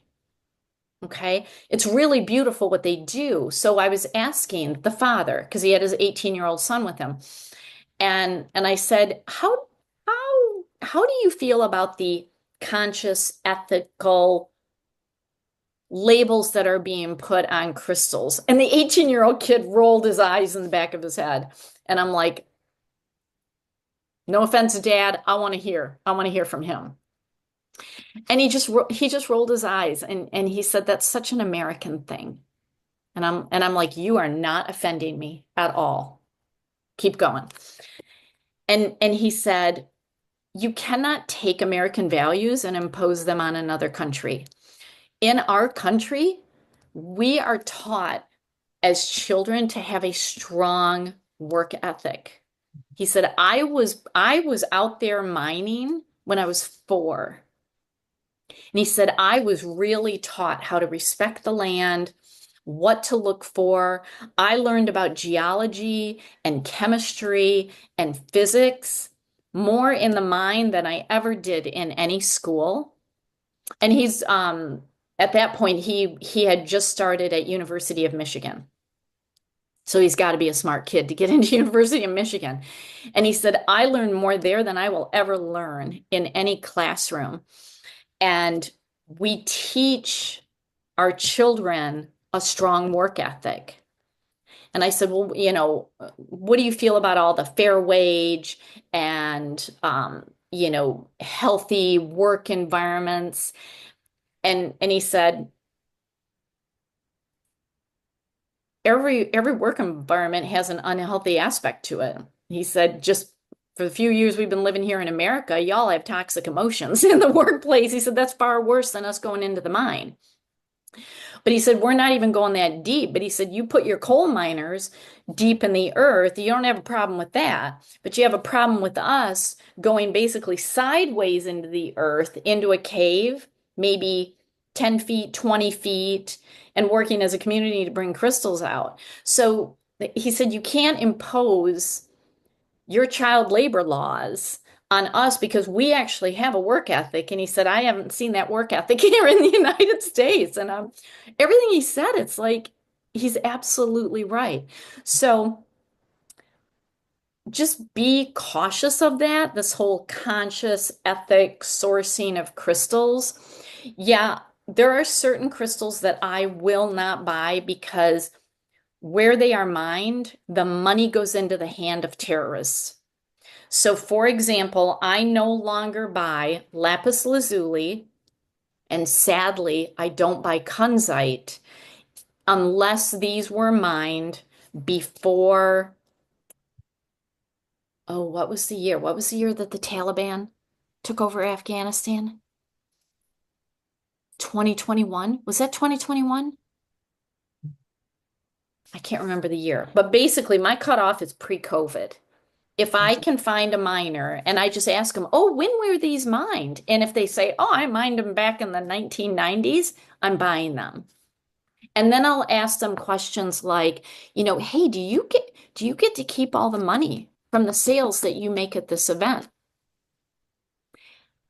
That's my backdoor way of asking them, do you have to send money to your government? And if they say something like, well, I have to pay a fee to the government, if they're paying the fee right now, it's going into the hands of the Taliban. So I asked that question yesterday of a guy because I haven't had kunzite in the store for years. And I asked him, when did you mine this? And he said, oh, we got this fresh last year. Oh, ding, ding, ding. It's going into the hands of the Taliban. There's no way you can mine at this point without them taking a portion of the money and it's funding terrorism. That's a personal choice that I have made. Not everybody goes that extreme. Also, Guerrera amethyst comes from the Guerrero area in Mexico, and it's beautiful amethyst. But unless it was mined pre-1990, all the money goes to the Mexican cartel. That's a personal choice I've made. I have a couple of small pieces pre-1990, but I will not buy it, even though it's gorgeous and I'd love to offer it, because that's a choice that I've made. So just be aware of that, that when there are areas that are run by terrorists, they take money from every industry, and that includes crystal mining. So unfortunately, for me, no lapis lazuli, no more kunzite unless they can satisfy when it was mined and whether they now still have to pay a fee in. Now, I do know a pair of brothers, they're actually in Ohio, and they still have a sister and a brother-in-law in Afghanistan. And what they told me was I gotten Hackmanite from them. I forget the other crystal. I haven't gotten kunzite from them yet. But basically, the sister and the brother-in-law smuggle it across the border to Pakistan to avoid having to pay the Taliban. And they just straight out told me that. And it's like, whoa, okay, you're pretty bold for telling me that. So it's like you can't just come out and say, do you have to pay a fee to the Taliban or to the Mexican cartel? Because they're, of course, going to say, oh, no, we don't do that. Really? Are you sure about that? So I ask it in different ways. So just be aware of that. And just be aware that China is buying up a lot of mineral rights here in the US, but the crystal industry is small family. They own the mineral rights to certain properties. They're not doing the blast mining. They're not doing the deep digging. That's not what's happening. But I stay on top of this. Like right now, the Euphorolite that I've offered for the last several years, really, really hard to get. But I made friends with the miner who has he said he has the property rights in the Black Hills of South Dakota to this. Well, he's now in a lawsuit with another guy who claims to have the property rights, and the other guy actually trademarked the name Euphorolite, which is why this year, for the first time, it was being sold under a different name called Indigo Light. And who I get it through, they said they're done. They're done. They're not getting messed up in this lawsuit. So I don't think I'm ever going to have any more, which is why I had to limit the sale of it this year. So crystals are becoming very popular because they're going into the tech industry. Now, one thing I want to mention before I get to the fakes is there is a lot of mislabeling of crystals happening. And in the geology and the gemology world, they've had it with the metaphysical people. They have had it. I am on chat boards and how they make fun of some of these names, it's like, I get it. I get it why you're making fun. It's ridiculous what is happening. In the back of your workbook, on page page 133, I'm now keeping a list of the nonsense that is happening with names. Okay. Just be aware. And it's primarily coming from one guy. Now, there is the Euphorolite issue where I have been getting from his name is Mark, who claims he owns the mineral rights to the mine, but then a guy named Gary Rowan came in mind and then trademarked the Euphorolite name. And so that's what they're in a battle for. And but most of the trademarks are coming out of a guy named Robert Simmons, who wrote the Book of Stones. I cannot stand Robert Simmons. I cannot stand him at all. He actually moved to New Zealand and he's now trademarking all the New Zealand crystals. And it is ridiculous. Like he took quartz out of India and trademarked it as a zestulite. And he charges 10 to 20 times more because of the name. It's quartz. Now, if it's coming from the Himalayan mountains, those are expensive because of they have to go like 2 to 3 miles up into the mountains and they're hand mining. It is back-breaking work that they're doing. So obviously that's more expensive than just going out in your yard and you dig up a quartz. I mean, it's very different. But he is trademarking for the money. He is detested in the gemology and geology world. They cannot stand Robert Simmons and what he is doing. So you're going to see a lot of the names that he has come up with. And when I look at some of the names, I've tried to give you what the real geology name is. Because when a crystal is found,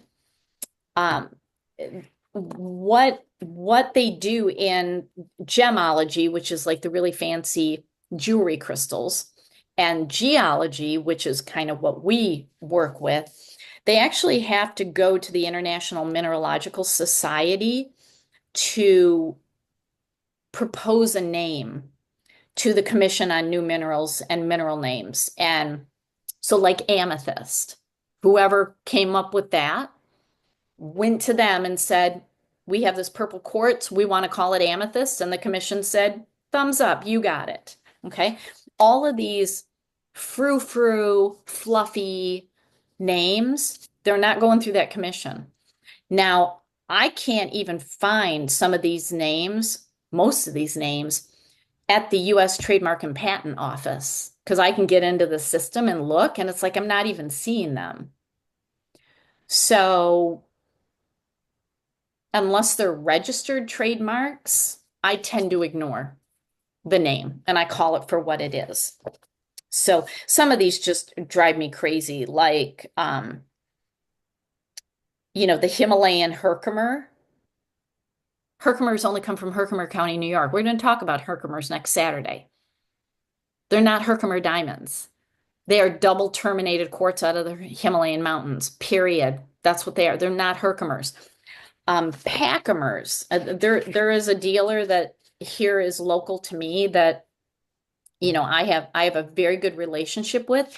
He labeled Pakistani double terminated quartz as Packamers, Pakistan Herkimer combination, and I chewed him out at a show.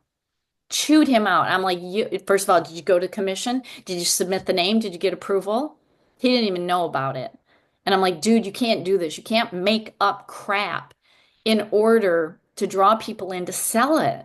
You can't do that. So I try very, very hard, not only to respect the true name, but to be accurate on some of these. So like you can look through the list. The one that I just added that I only have bad words in my head over this. It's the Azozio. Robert Simmons calls it super activated azestulite, which is just quartz. And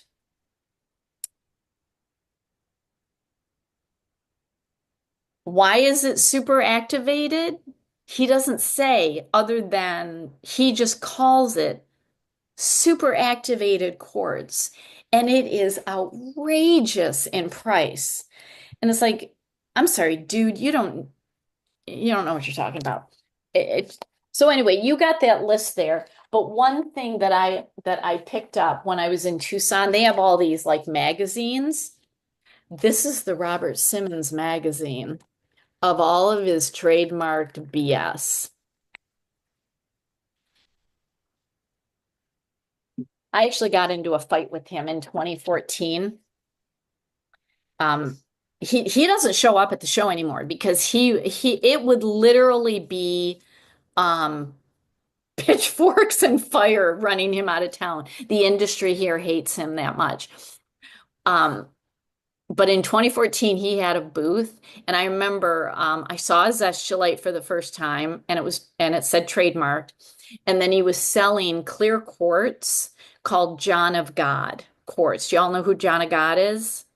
I mean, he had this temple in Brazil and would do all this miraculous healing. He was actually, also a sexual predator, and he is now sitting in a Brazil prison. Oprah featured him. He was quite the scam artist. And underneath this temple where he did his work is quartz. Brazil is full of amazing crystals. And so Robert Simmons went in and mined, trademarked it as John of God Quartz, which is like, first of all, how can you take that guy's name, trademark it for yourself? And I'm holding it, and it's like, I'm sorry, this is clear quartz, like this little tumbled crystal that 11 years ago, he charged me something like $40 for it, like it's $2. It's $2 at best. Charged me $40. And I got into a little legal battle with him about trademarking and how he can trademark. It's like trying to trademark lavender. Like, come on, stop it. Like, this is ridiculous. So, this is weird stuff that's happening. So, when you see a name that is really appealing to the metaphysical industry, try to drill down as best as you can. You can even message me. If you can figure out what the minerals are in it, we can figure out what the real name is. But this is like a big thing that is happening, and I try very hard to avoid it. But some of the crystals, like if somebody finds a crystal, they are entitled to name it. It's just if they don't find the crystal and they still go ahead and name it, that's where I have a problem. Okay, like the euphorolite. Mark found it. dug it up, polished it, and was like, holy crap, this is awesome. He's entitled to name it. The other guy went and trademarked it, and that's why they're having the war. So when you find it, obviously you could name it if it already hasn't been named. And euphorolite is so unique, never been named before. But when you're digging up quartz, quartz is quartz, and you want to slap a name on it and charge 20 times the price, ethically, that's where I've got a problem with it. So there's kind of a fine line here, but I just wanted to share all of that. All right, before we get into fake crystals, do you have any questions about any of the mining ethics?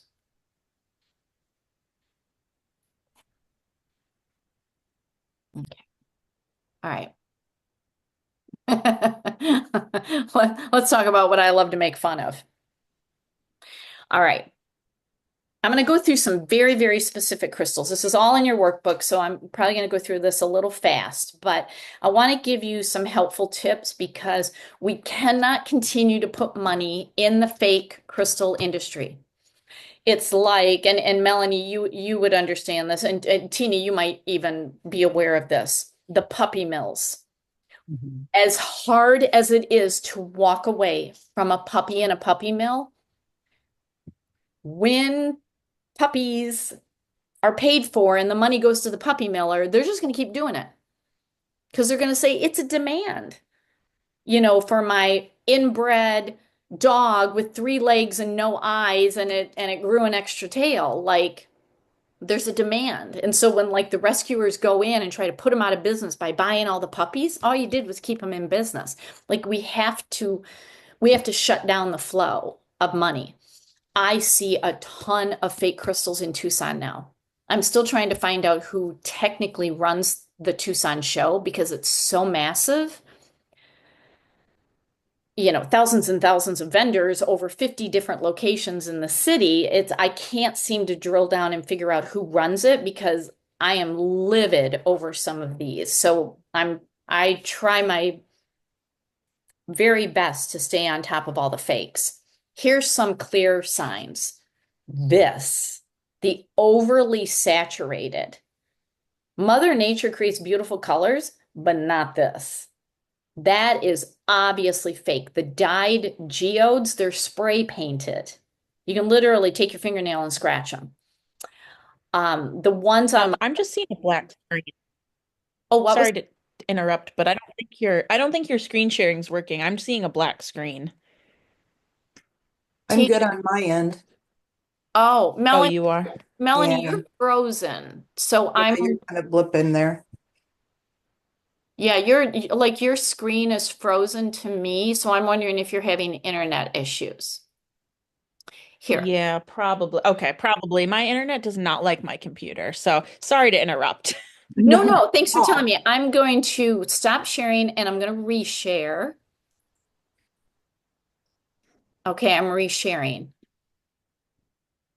Okay. Okay. Yeah, and your screen Um, is now totally black. yep. Okay. oh, really? Yeah. Let me switch. Whoa, something else here. This is all in your workbook. Okay. Okay. Yeah, so you're good for now, but whatever you need to do, go ahead and do that and I'll keep going, but this is all in your workbook. So Okay. so when you see stuff like this, the geodes that are all one color, that's not how minerals grow. They're not all one color. When they're this deeply saturated, that's not what happens. The ones on the left, those are actually injected. They take the color and they inject. So they've melted down the quartz, rebuilt it back up with an injection. They've also colored it on the outside. The one on the bottom left, that was actually lab grown. Actually lab grown. They're getting very skilled at growing crystals in a lab. So a lot of quartz, a lot of geodes. I'm seeing selenite. The pictures are in your workbook. Even pink selenite doesn't look like that. So lots and lots of problems. So be aware of the overly colored. Be aware of fruit named crystals. I have a huge problem with the fruit name. Mm-mm. I don't like it. The only fruit named that is truly genuine is tangerine quartz. All the other ones, I mean, I'm seeing amethyst labeled grape quartz and charged at a higher price. I'm sorry, it's amethyst. Like, stop. This is ridiculous. Cherry quartz, lemon quartz, lime quartz.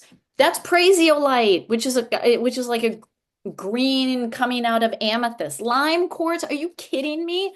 Like, no fruit names. They are mostly dyed and lab created.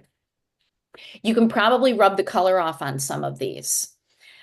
Any vendor that sells these, I don't care if they have real legit stuff. Me as a buyer, they aren't getting a penny from me. And I videotape these. And if they come up and say something to me, I do say something back to them. I'm like, I'm putting this on social media to educate people that this is fake and you ought not be selling these. We need to stop this. So I tend to be pretty sassy. These were advertised on Amazon as Lemurians. First of all, we don't buy crystals off of Amazon. Second, these are totally lab created because of the infusion of color. And they are not Lemurians. They don't have the striations on them. That's a hard no. And I actually commented on the seller's post to say totally lab created, not Lemurians. This needs to be removed. I even reported it to Amazon. I haven't gone back to see if they removed them, but hard no. Okay, these are some specific ones. Ahawite is very rare because the mine flooded back in the 1980s and there is no more. I mean, what is on the market is on the market and it just keeps recirculating and the price goes up. Real Ahawite has an inclusion of this aqua color. That's the Ahawite. So the one on the right is actually mine. And you can see internal, it's got that aqua color. I'm seeing Ahawite being sold where the aqua is on the outside. Nope, that's not how Ahawite grows. Okay, it is probably chrysocolla that they're selling. It's not Ahawite. And kind of the sister crystal to Ahawite is Papagewite. The real has a robin's egg blue included within the quartz. What I see on the right absolutely is chrysocolla. Or what I see on the left, the fake. That's chrysocolla.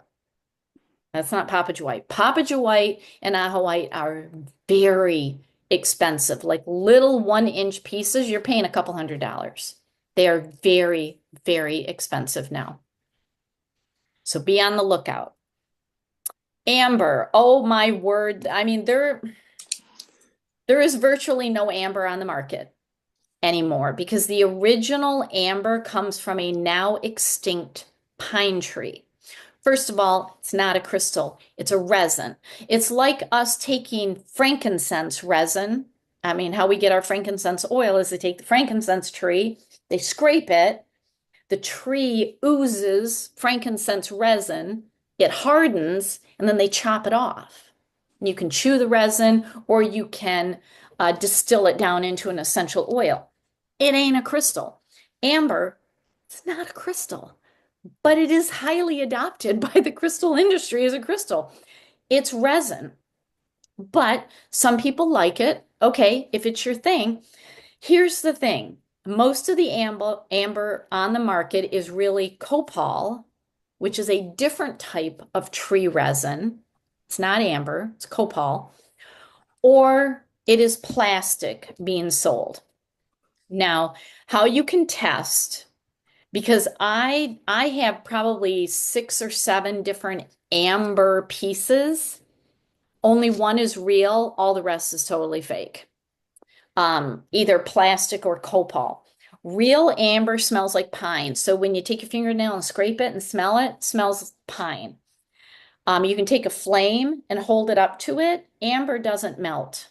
If it's plastic, it'll melt. You can put nail polish remover on it, and fake amber gets real tacky and sticky, whereas real, it just runs off. And real amber floats in salt water. If it sinks,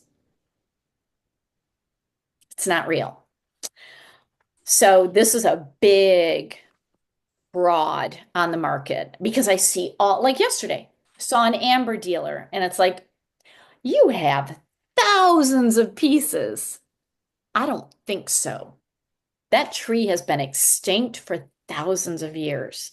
All the little amber necklaces that they give to babies that are teething, they're teething on plastic. It's not real amber. So I hate to burst people's bubble, but ugh. All right, ametrine. I talked about ametrine. It only comes out of Bolivia. Um, what I'm finding is synthetic coming out of Russia. So first of all, I look at the location. Many of the crystal dealers are getting smart to this, and even though it may be lab created or coming out of Russia, they say, oh, it comes from the Anahi mine in Bolivia. Okay, that's one test, but it's not my only test. You really have to look at it because number one, it's expensive because it is so rare. Now, some of these crystal dealers know that, and they will take a fake ametrine and they will price it according to a real ametrine. So you're just getting totally ripped off.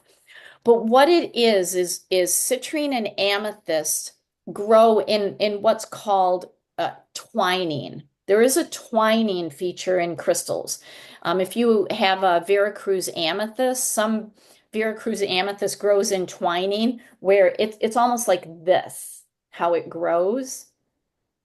But in twining, the crystals basically grow separately and then kind of meld together at the last moment and just meet up as one crystal.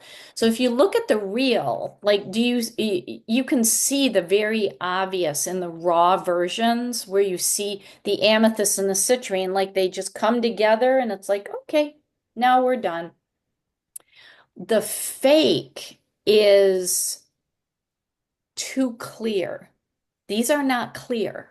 They're translucent. You can see into them, but you can't see through them. And so the fake variety, I found that on Amazon, and it's like, no, that's glass. That's glass. So you got to be really careful with ametrine, but look for that demarcation between the amethyst and the citrine. Really, really hard to find. Even when I met up with a dealer that I bought from Bolivia, I usually get black amethyst from Bolivia. And I went to their booth and asked them if they had ametrine. They just started laughing like, oh, you're just so funny. And I'm like, okay, there was no ametrine to be had this year. And they're like, really getting difficult to find. So you can find it, but it's expensive. All right, Andara is glass. There is nothing crystalline about it at all. It is pure glass. A channeler that I used to watch out of England, and I really, really enjoyed her. I just don't resonate with her anymore. But very early on when I was watching her, people will send her crystals and she does a lot with color therapy and color sprays and stuff like that. And people send her crystals and somebody sent her a variety of Andara crystals, like cobalt blue, like this, lime green, magenta, pink, and she's holding them. And she's like, oh my gosh, the crystalline energy is so fantastic. And I'm literally screaming at my phone, Amanda, it's glass. You can't feel anything. There's nothing to be felt. Glass. All right, a lot of people get very sad when I talk about this. But the Aurora quartz, these really aren't crystals anymore. They started off as crystals, most of them, not all of them, most of them. Some are lab created. but they bonded minerals on the outside, like titanium, and they have to use such high heat that it actually destroys the crystalline lattice. So the molecular structure has been damaged. Can't even call it silica anymore. Okay. Um, you just know these by sight because they are covered in this iridescent look. There are some naturally iridescent crystals, like I have, we'll talk on next Saturday about anandamide, which the kind that I get has a coating of moonstone, which gives it an iridescent look. Obvious that it is not fake. This is obviously fake. The ones that I have in your workbook, obviously fake. Now, I have a friend that I certified. He's a retired mechanical engineer. He rescued a couple of aura quartz. He sandblasted off the titanium. These crystals were deader than a doornail. I mean, even when I hold them in the stores, I got nothing. I feel nothing. And I can feel quartz. I can feel quartz before I even touch it. There is nothing to these crystals. He sandblasted off the titanium, buried them in the ground. So if you remember from the basic class, I talked about how if you bury crystals in the ground, they come back into resonance with the Earth's frequency. He buried them for about 6 months, and when he dug them up, the crystalline structure was back. We don't understand the science of that other than those crystals literally had to go in the ground for that to happen.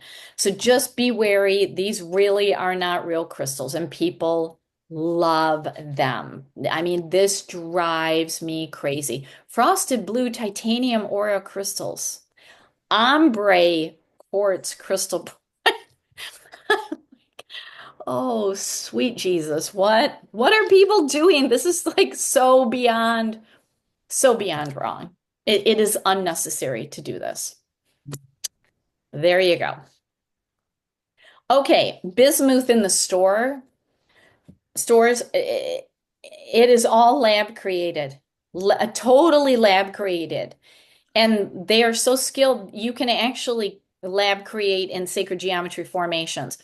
In my advanced teacher training, I had to grow crystals in my kitchen. I did it. It was scary.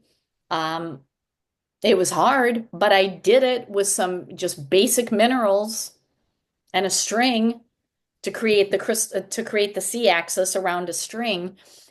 And so this absolutely can be done.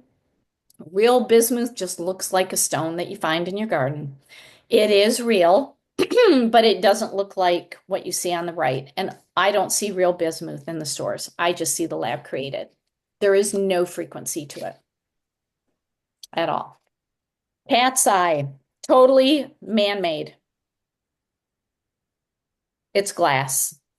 They look like jelly beans. A lot of jewelers sell them to create jewelry. They're pretty, but there's no crystalline energy. Okay, be aware. Calcite.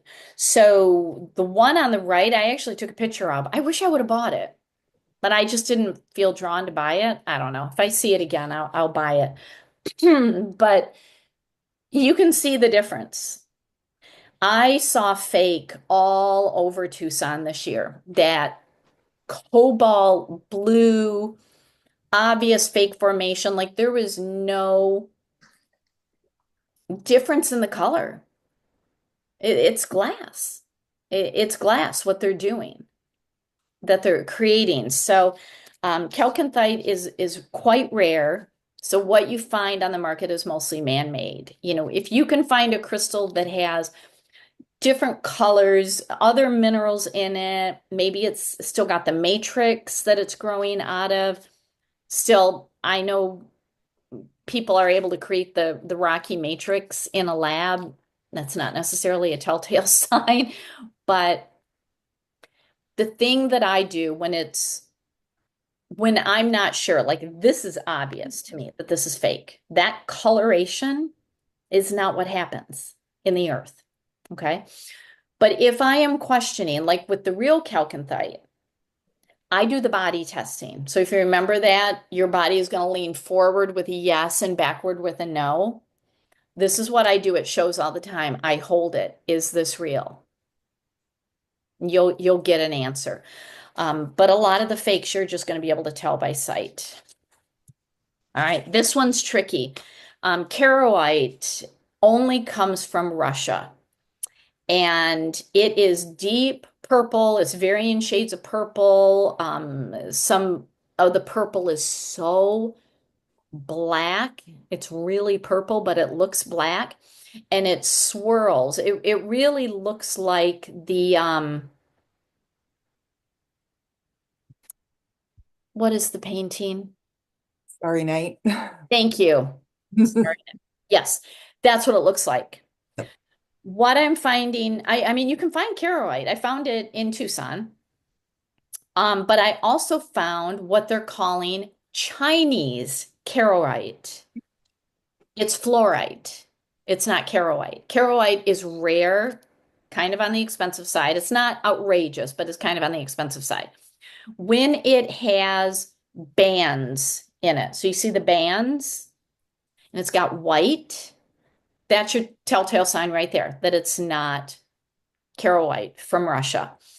There's a store here in Michigan run by a geologist, and he has real Caroite, but he labeled it Caro Light with an L.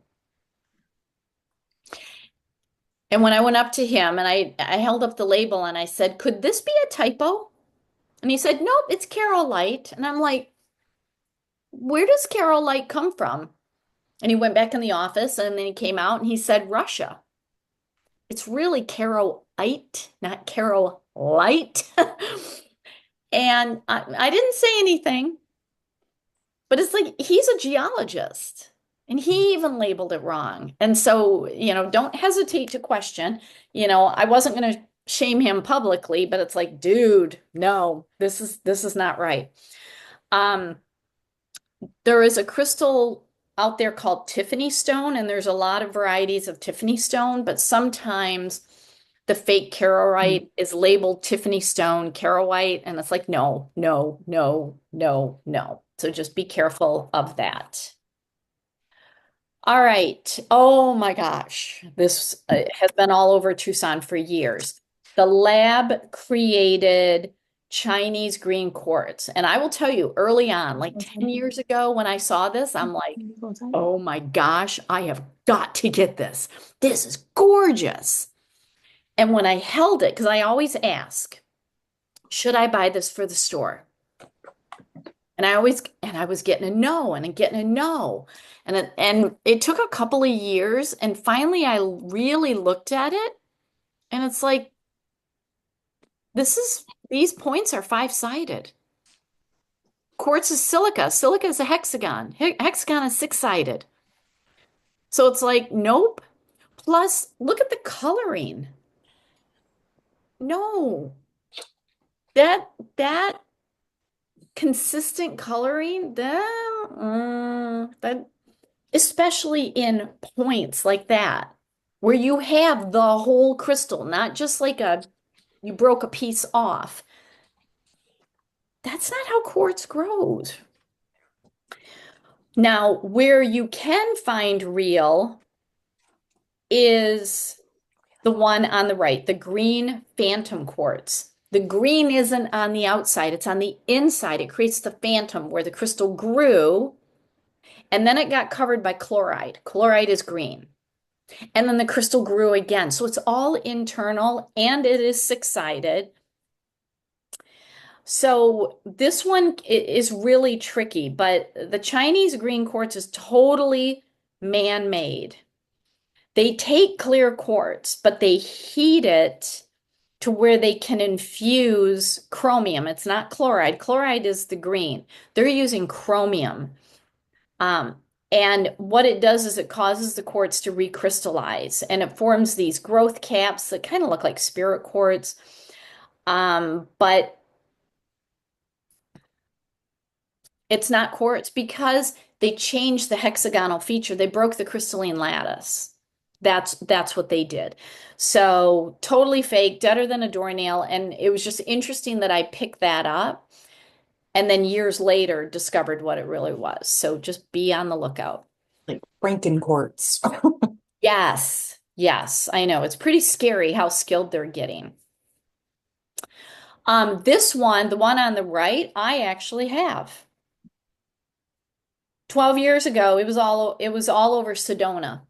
I was in Sedona. Every store had hundreds and thousands of these Cinnabar quartz towers. And it's like, oh my gosh, it's so beautiful. I have to get it. There's nothing real about this at all. Okay. What they do is they take quartz, they melt it down. Once you melt down quartz, it's called smelting quartz. Okay. They then build it back up and they squirt red dye into it. Well, the quartz at that point, the crystalline structure has been shattered. It is still silica because remember, minerals, you can melt them down, you can build them up and melt them down and build them up. It's still quartz, but there's no crystalline structure because you didn't allow the earth to build it. They haven't figured out in a lab how to build the crystalline lattice. That is a total earth created technique. So they build it up and it feels like plastic to me. Smelting quartz feels like plastic. It's not cold. It feels like plastic. I don't know how to, you know what plastic feels like. It feels like plastic. It doesn't feel like quartz. Real cinnabar does grow, but you see how it grows on the left. That's how it grows. So I got duped. And now she hangs out for like my in-person classes so I can hand it around. It just, we've all been duped. I have probably 10 fake crystals in my supply that are now teachers, but I was duped at the time. You don't know until you know. All right, I put citrine in here not because it's fake. There is some lab created citrine that I'm seeing on the market now. But just to explain the difference between heat treated and natural. Natural citrine does not have a white base. That is the clear telltale sign.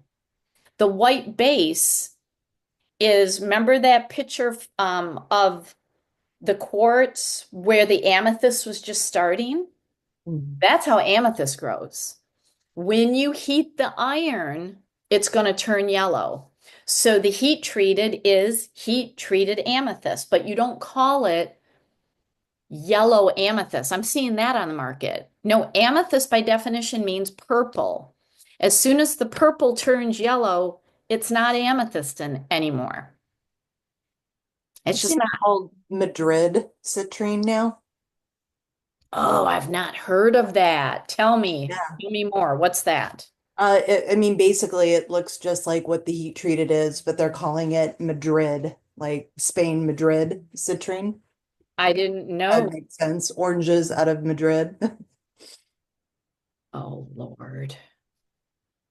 I learn new stuff all the time. Madrid citrine. But it kind of follows with that whole fruit thing. Oh, no, no.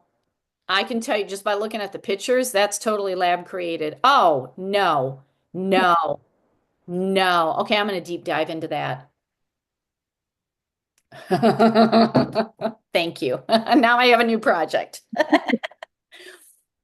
So the number one way you tell a heat treated citrine, it's still citrine because when the iron changes to yellow, it's still iron and quartz, has all the features of what iron and quartz do together. The yellow has its own color frequency that's different than purple, polar opposite on the color spectrum. But you know, it's heat treated. It's still a crystal. There's nothing wrong with it, but people don't like it. Look for the white base.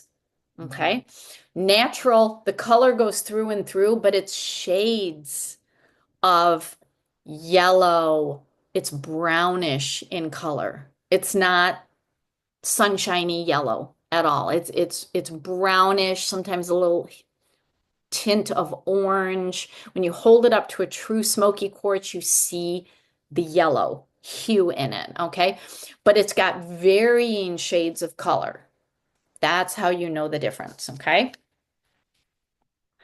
All right, next. Oh, clear quartz, the most faked crystal on the market. There's a lot of glass out there. And if you see tiny air bubbles, it's glass because quartz doesn't have air bubbles. Quartz can have pockets full of water. We'll talk about that on day 4, I believe. It's called an anhydro. It's got water in it. But quartz does not have air bubbles. The only way it has a pocket like that is if there's water. There's the only way that pocket. And once the water has created a pocket, it ain't getting out unless you literally crack it open. So how you tell quartz from glass, quartz is cold. You can pick it up. It's cold to the touch. If you break it, quartz breaks cleanly, whereas glass shatters. Okay? And if you take a real quartz and if you like look through the crystal, if it's clear enough, and you look through the crystal at words, and if the words in the book magnify, it's glass. Or if the words are just normal like they are, if it's normal size, it's clear quartz. If they magnify, they're glass. Okay? If it feels a little waxy, it's probably calcite. And calcite doesn't grow in six-sided. It's cubic.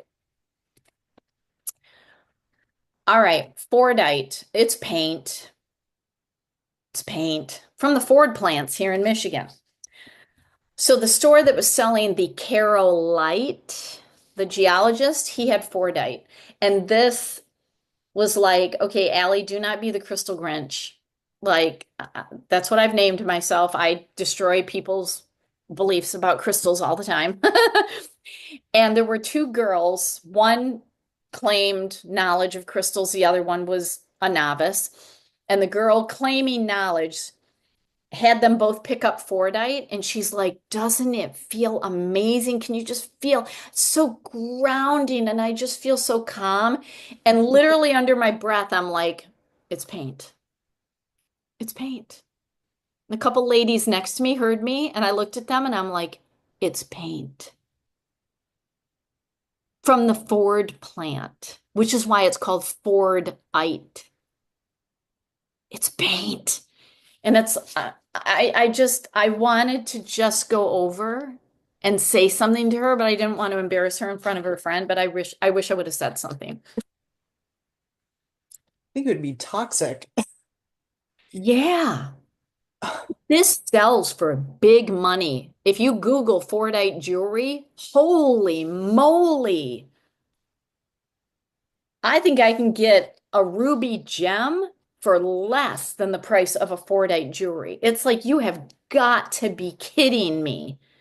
This is ridiculous. So now whenever I see Fordite, this is how bad it's gotten with me. I carry little slips of paper in my wallet that say, this is man-made. This is fake. And I will literally leave a little slip of paper for the next person. It's like, I can't handle it. I can't anymore. I'm becoming the Crystal Grinch. Here's another one.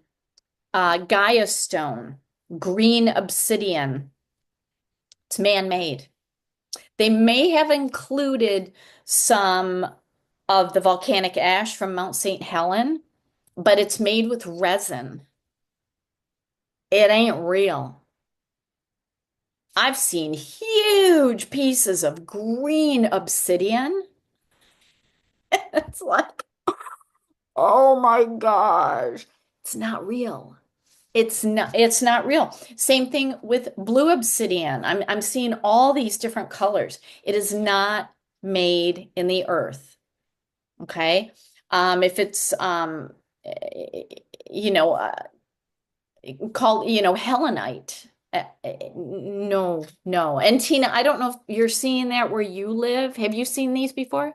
Yeah, especially the Helenite, because they sell a lot of, Mount St. Helens Yeah. jewelry, it's kind of a souvenir thing. And it's, yeah, all based with ash and stuff. Yeah, not a crystal. And here's the thing. If the stores are just honest about it, I don't have a problem with it. Hmm. They're not honest. And people like the Fordite girl, oh, this is an amazing crystal. There's nothing crystalline about this. Nothing crystalline about this. Nothing crystalline about Helenite or Gaia stone at all. Just be honest about it. So that's why I leave little slips of paper behind. This ain't real. Oh, goldstone. It's glass. Blue goldstone, red goldstone, yellow goldstone. It's there's nothing crystalline about it at It's all. tricky though, because it looks a lot like sunstone It if you does. if you're not looking right. Yeah. Yeah. But it's like if people want this just because it's sparkly and pretty, yeah, go for it. But be honest with them. This is a really sad thing for me to say. I cannot go into crystal stores anymore. I just can't. I just walk in and it's like I'm literally going to destroy the souls of everybody in the store because I cannot keep my mouth shut. I can't. I don't even remember what crystal it was. Maybe it'll jog my memory by the end of this section. It was last year in Tucson, and a lady was buying, oh, was it the green Chinese quartz? I don't remember. All I remember is she was buying $5,000 worth of this quartz. And I'm standing in line behind her. And he's weighing everything. And he told her, it comes to, $5,120. And he's writing up the invoice. And I just said to her, I'm like, do your customers really like that? And she said, oh my gosh, yes, I have been buying this in bulk for like 10 years. They love it. And I said, that's really amazing because it's not a crystal. And literally, the life drained out of her. And she said, what? And I said, that's made in a lab. And I remember it was a quartz. I can't remember which one. It might have been the green Chinese quartz. And she said, what do you mean it's not quartz? And I said, pick one up and count the number of sides. She's like, one, two, three. Oh, that's got three. One, two, three, four. And I said, quartz is six-sided. And the guy writing up the invoice is looking at me like, lady, you need to zip it. And I said, quartz is six-sided, right? She said, yeah. And I said, it's not quartz, it's made in a lab. The coloring. And I went through all the things. I don't remember everything that I said. Did she still buy it? No, she looked at him and she said, why didn't you ever tell me this? And he said, I'm just here to please the masses. And I said, you need to be honest. I'm taking your business card. And when I figure out who runs the show, I'm reporting you. It's called Truth in Advertising. And I just may turn you into the Federal Trade Commission because that's what my lawyer brain does. You can't be fraudulent. Just be honest.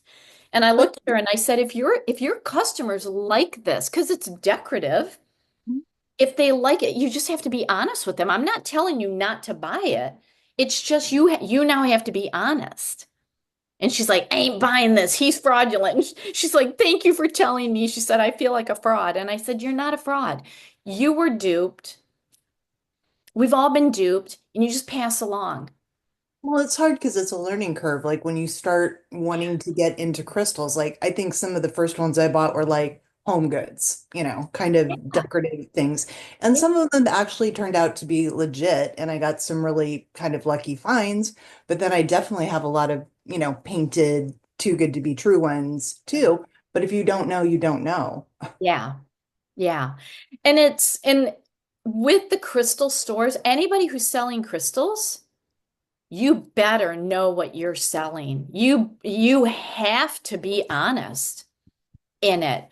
I mean, this is what the Federal Trade Commission goes after. Federal Trade Commission goes after Young Living. You know, you can't say this about oils. And they're like, but yeah, that's kind of what the oils do, but you won't let us say it. Like, there has to be truth in advertising. So I have no problem, like, especially with her buying in bulk. It's like, I've just got to ask her a question. Like, Well, it I'm would not, almost be criminal to watch it and not say yeah. something if you know. Yeah, and that's really what it is. And when I'm in Tucson, I am vocal. It's like they're going to call the cops on me. There's cops everywhere because it's trillions of dollars of money there. And it's like they're going to call the cops, they're going to kick me out. But I'll just say right out loud, like to myself, I'll be picking up a crystal and, oh, this is so beautiful. Too bad it's lab created. Like I'll literally just say it out loud and everybody around me hears it. Every now and then the seller comes up to me and is like, "Are you having a problem?" And I'm like, "Yeah, because you need to engage in truth in advertising." It's my public service announcement. Yeah. And a couple of them has said, well, we would appreciate you keeping your opinion to yourself. And it's like, it's not opinion, it's fact. Like, and I'm literally just talking to myself. And if somebody else hears it, I talk to myself all the time. I have the best conversations with myself. And so I'm sorry, you can remedy this. The antidote is just honesty. By Yeah, then, there's usually a crowd. mark it for what it is. Yeah. Yeah. And then if they really get spicy with me, I'm like, would you like my attorney business card? Like, I'm happy to help you with this. I'm not going to help them. But it's like, you know what? You do not want to I'm cross this talking line with about. me. Yeah. Because now I am going to whip out my phone and I am going to be one of those people that videotapes you and puts you on the internet. And I don't want to be videotaping people. I'd rather just videotape the crystals. But yeah, I'm pushing back on some of them now. All right, hematite. Oh my gosh, the fake hematite that's magnetic that you can buy as a bracelet. You find them at trinket stores and like, like kind of touristy kind of stores. Here's the scary thing. It has the exact chemical composition of real hematite. They're that skilled in the lab. Real hematite has lost its magnetic um, Component. capacity, although I do have a couple of pieces that I found, and I keep them in a little plastic bag because there's iron shavings in there, and when I pull it out, the iron shavings are stuck to it. It's so cool. Um, but a lot of the magnetic, it's energetically still there. It's still built into the crystal, but if you drop a hematite or a magnetite, that dropping right there can just demagnetize it. It's that sensitive. So if you find the really super like a magnet, it's man-made, unfortunately. Okay, this one is a little challenging to identify. Lab irradiated can be dangerous because they radiate with radiation. When it's done in the earth, the process that the earth goes through ends up being safe on the crystal. So the lab irradiated can be radioactive, and the irradiated quartz is overwhelmingly labeled to be given to people going through chemo and radiation. If you're going through radiation treatment, you don't need more radiation. That's the danger. I will not touch, I will not even have it in my home, a lab irradiated quartz. And how you identify it is it looks like it was painted, and there's like a distinct line between the blackish part and the white. Now we're going to talk about Beta Morions on next Saturday, and I'll come back and I'll talk about this. The really earth irradiated quartz and the Beta Morions, which don't grow in points, you can see the dark, like how it just infuses in, and it's not such a stark difference between black and white. It's like it starts getting, it's dark, dark, dark, dark, dark, and then a little less dark, a little less dark, a little lighter, a little lighter, a little lighter. That's how crystals grow. It's not this black, white demarcation that you see. They're also doing it in tourmaline. I see these very blackened tourmalines. So, yeah, be careful of the lab irradiated. Now, if you have a lab irradiated, I would go ahead and just plant her in the ground. I'd just put her in the ground. Put her Okay, 'cause outside. I do have one that somebody gave me as like, a gift with the purchase, and I'm kind of right on the edge with it as to whether it's real or not, because it is kind of right in the middle, and it's kind of stumped me for a couple of years. So, Yeah. but maybe on the safe side, bury it. Well, yeah, you can just even put her outside. Doesn't even have to be buried. I have a lot of crystals in my yard. The thing about the earth irradiated, a real educated, genuine crystal seller doesn't use the word irradiated. Mhm. They're just going to call it a smoky quartz. It's just a really dark smoky quartz, or if it's not in the points, it's a beta morion. When I see the irradiated word, that tells me a human did that. Okay. That's another good distinguishing thing. So you could also do a pendulum test and Uh, just ask, did you get all of your colors in the earth? okay. Yeah. Yeah. Good idea. I didn't think about that. Whenever in doubt, do a body muscle test or a pendulum test. All right, jade. Ooh, jade. Okay, so real real jade is cold to the touch. It's kind of waxy.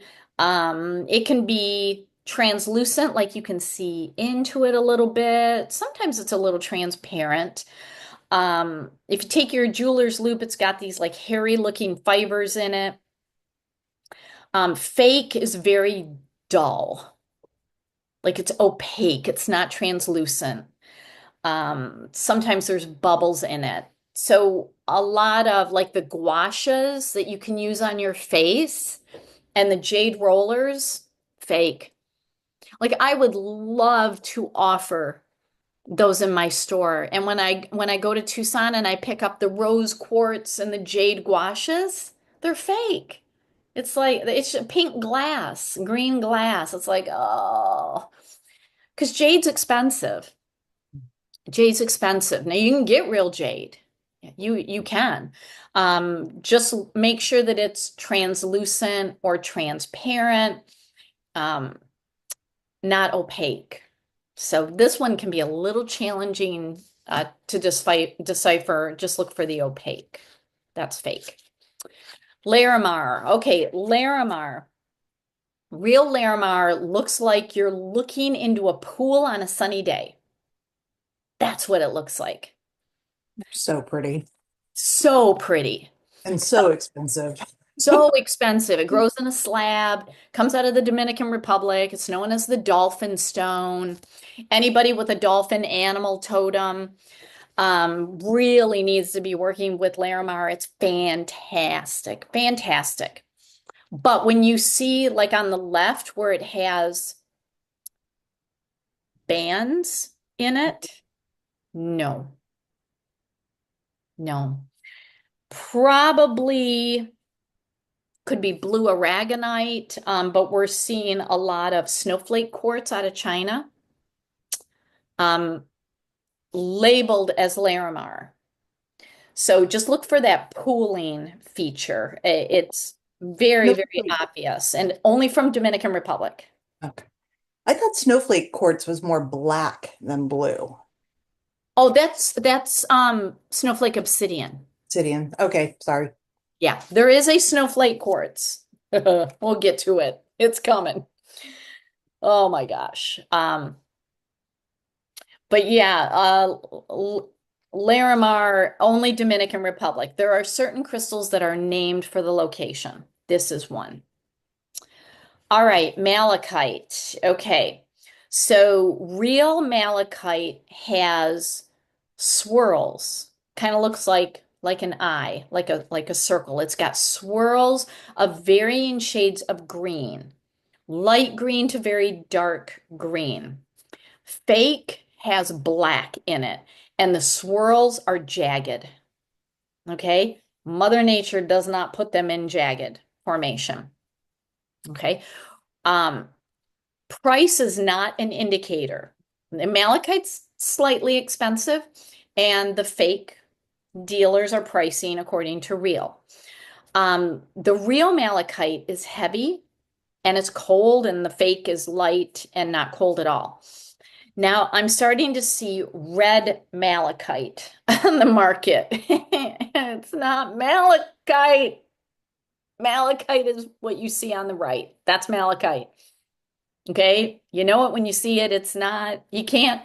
Red malachite is, from what I can tell, it's a red version of a mineral called travertine, which is a calcite limestone combination. And it looks a little malachite-ish, but it's red. Malachite's not red. Malachite's green. You can't, kind of like yellow amethyst. No, that's called citrine. Like the names have proper identification.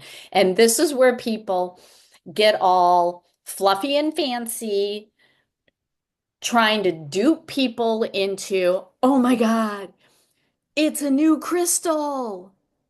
Mm, Well, this is kind of going backwards, but have you heard of red Larimar? yes, it's not. It's not Larimar. Where does it come from? Does it come from Pakistan? It's a pectolite and it's red. It does not. Larimar is Dominican Republic specific Right. blue, that light blue color. So you can't have red Larimar. Larimar is blue. Mhm. So it's something. Um, oh, I did look that up. I I don't, say I'll have to look it up because I was curious about that. yeah, it's not Larimar. And I swear I had that in my book here, and I don't. I know I've looked that up, and it absolutely is not. Oh, is it back in our um page 133? Did I put it there? I did not. I did something with Red Larimar. I don't even remember where I talked about it. It's all a blur. But yeah, it's not Larimar. It's not Larimar. But I'm going to write that down because that's a good. I need to look that up again. I know I did some research on that. All right. Moldavite. Okay, Moldavite is location specific. I saw somebody selling Tibetan Moldavite. I don't think so. Not in the Tibetan mountains. Mm-mm. Because the meteorite blew through the Bavarian mountains on the side of Germany, skidded to a land in the Czech Republic, and then crystallized. All the Moldavite has been dug up, all of it. So, oh my gosh, this was 7 years ago. I was there and I went to the Moldavite Museum in a cute little town called Český Krumlov. And I talked to the Moldavite curator of the museum. And he said, oh, yeah, you can still see the big potholes. It was very close to the surface, but everything has been dug up. It all landed in the Czech Republic, and Germany's never forgiven us because it blew a hole in their mountain and we got all the crystals. And the largest piece that I saw was probably about 9 inches long and maybe 3 inches wide. They're small pieces. I mean, that was the big museum quality piece that they had.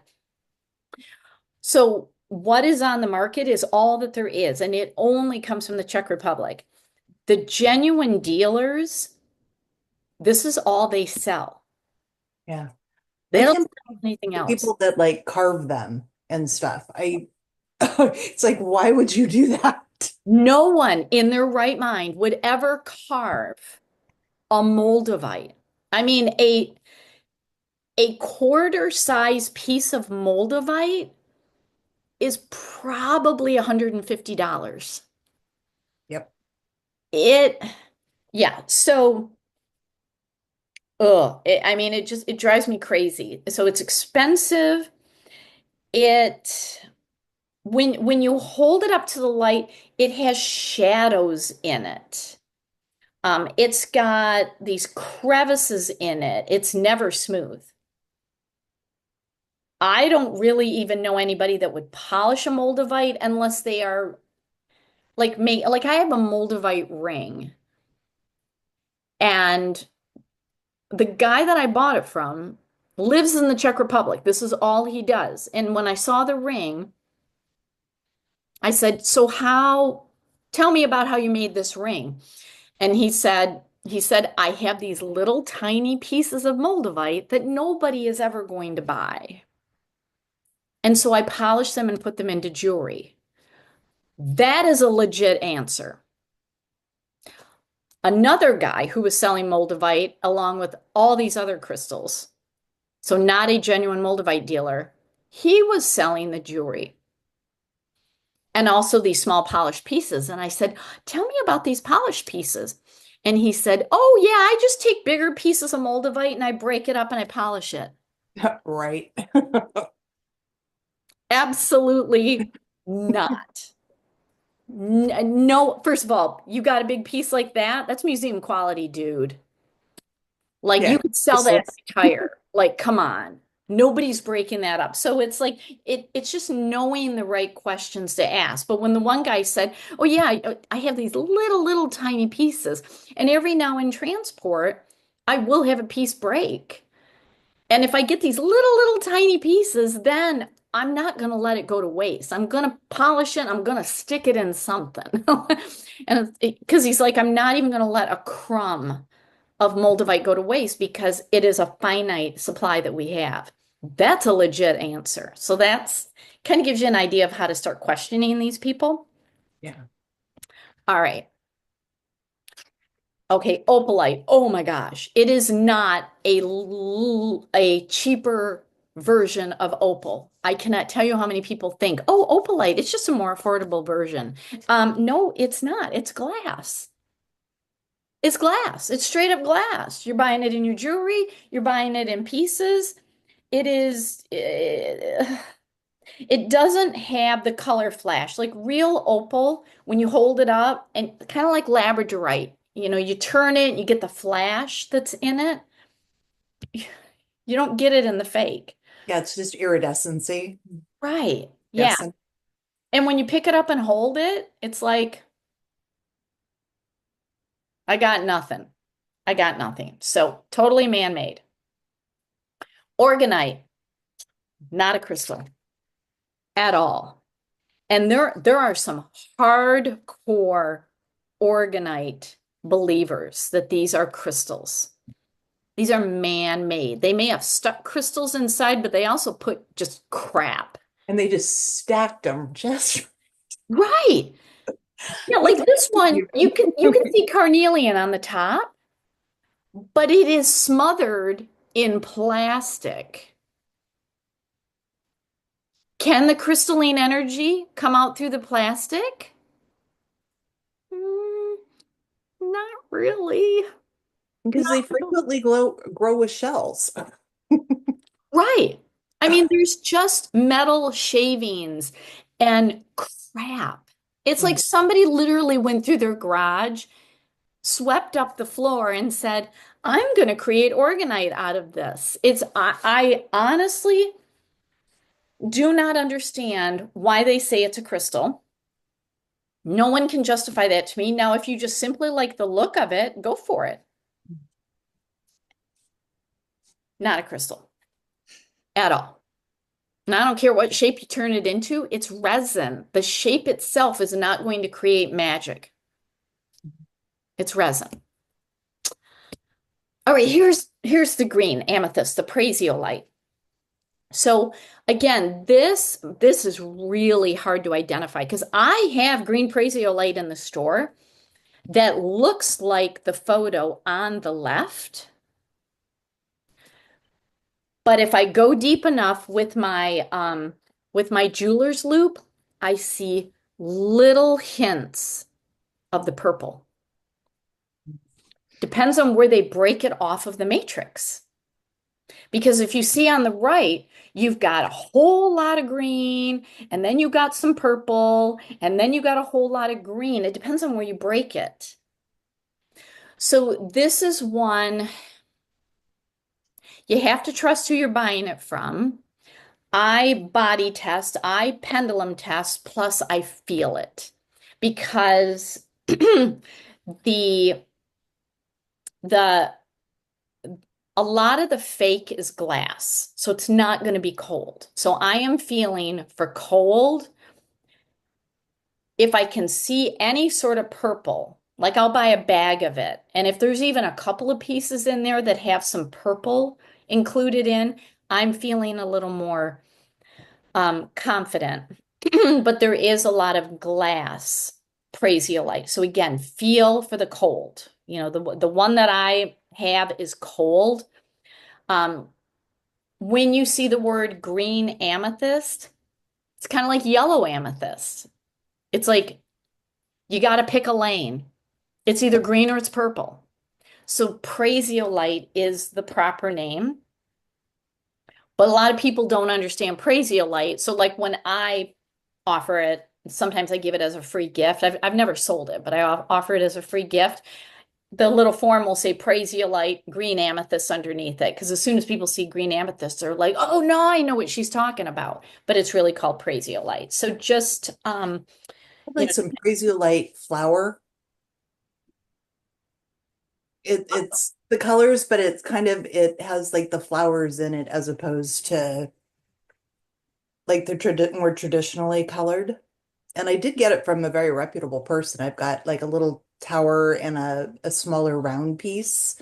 And what do you mean by flowers? it's like the flower quartz, you know how like the patterns are more like in the flower quartz. Oh, I would love to see a picture of that. Yeah, I can send you one or I can bring Yeah. it up tomorrow and show you. But I Okay. two pieces, it's super pretty and it from what I've looked into it, it is a real thing because it does have the purple and stuff swirled into the green, but then it has like the flower, you know, like flower quartz feature. Oh, I would love if you could, because sometimes it's hard for me to see on screen. If you could take an up close picture and message it to me, I would love to see that. Yeah. Awesome. That was awesome. All right. Oh, here is Fordite's sister, Uh-huh. Rainbow Cal Silica. It's paint, plastic, and resin.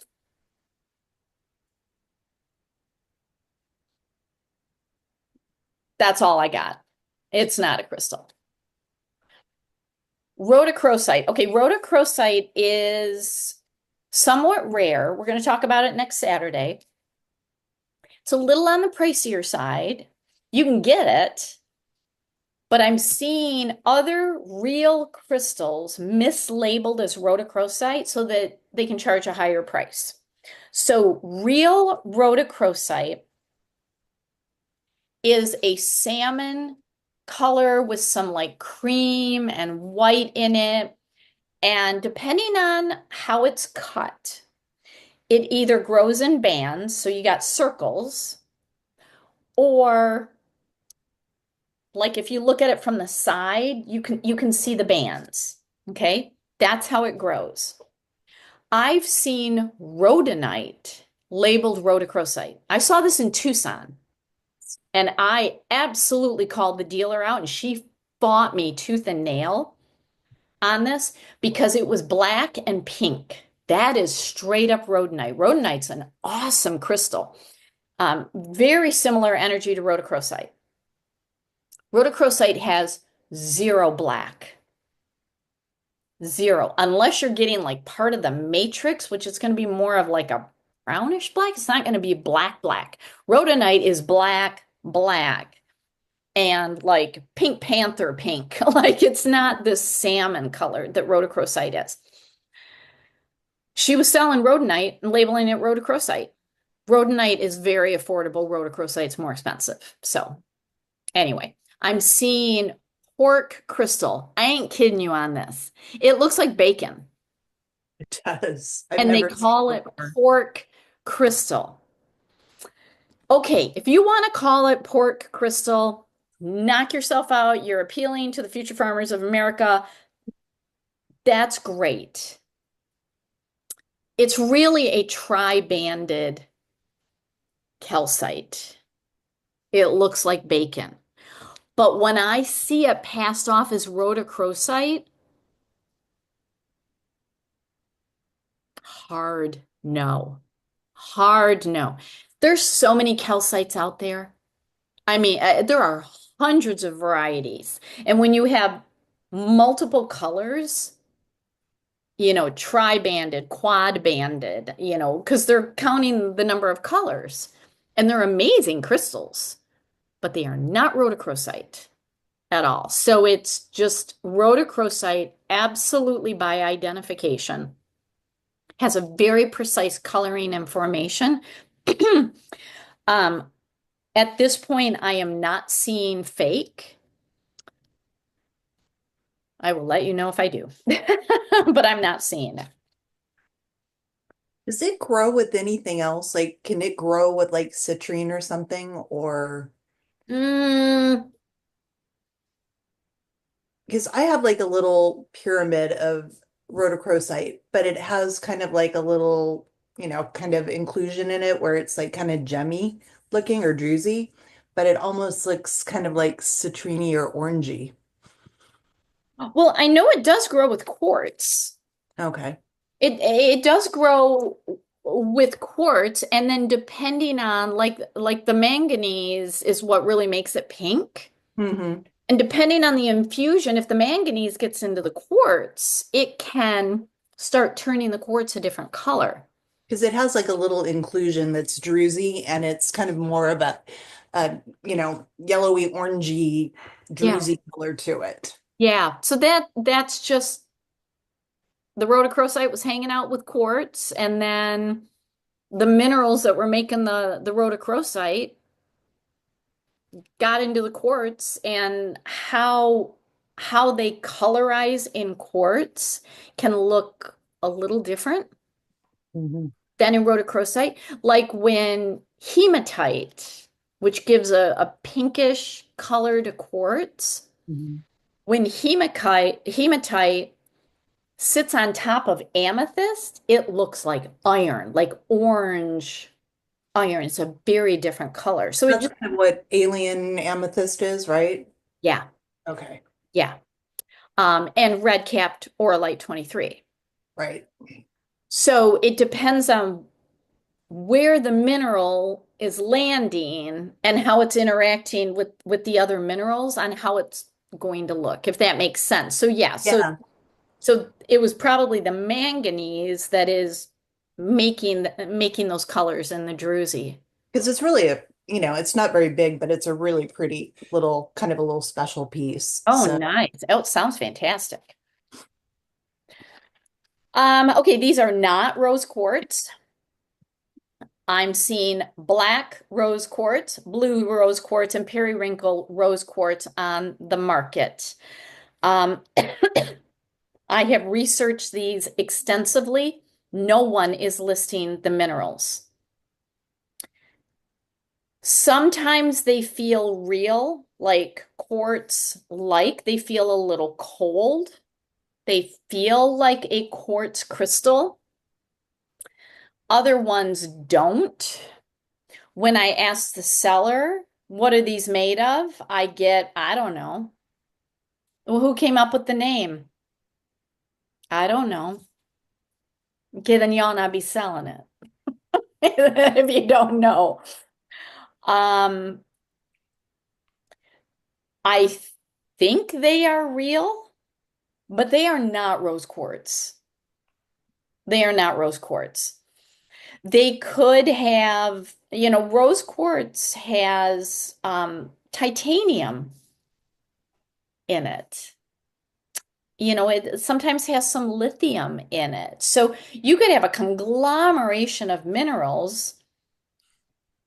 These could all be another unique name. I just haven't found like the real name. But when I see black rose quartz, no, that's like yellow amethyst. Like pick a lane. What is it? So far, the geology world hasn't really named these. So stay tuned.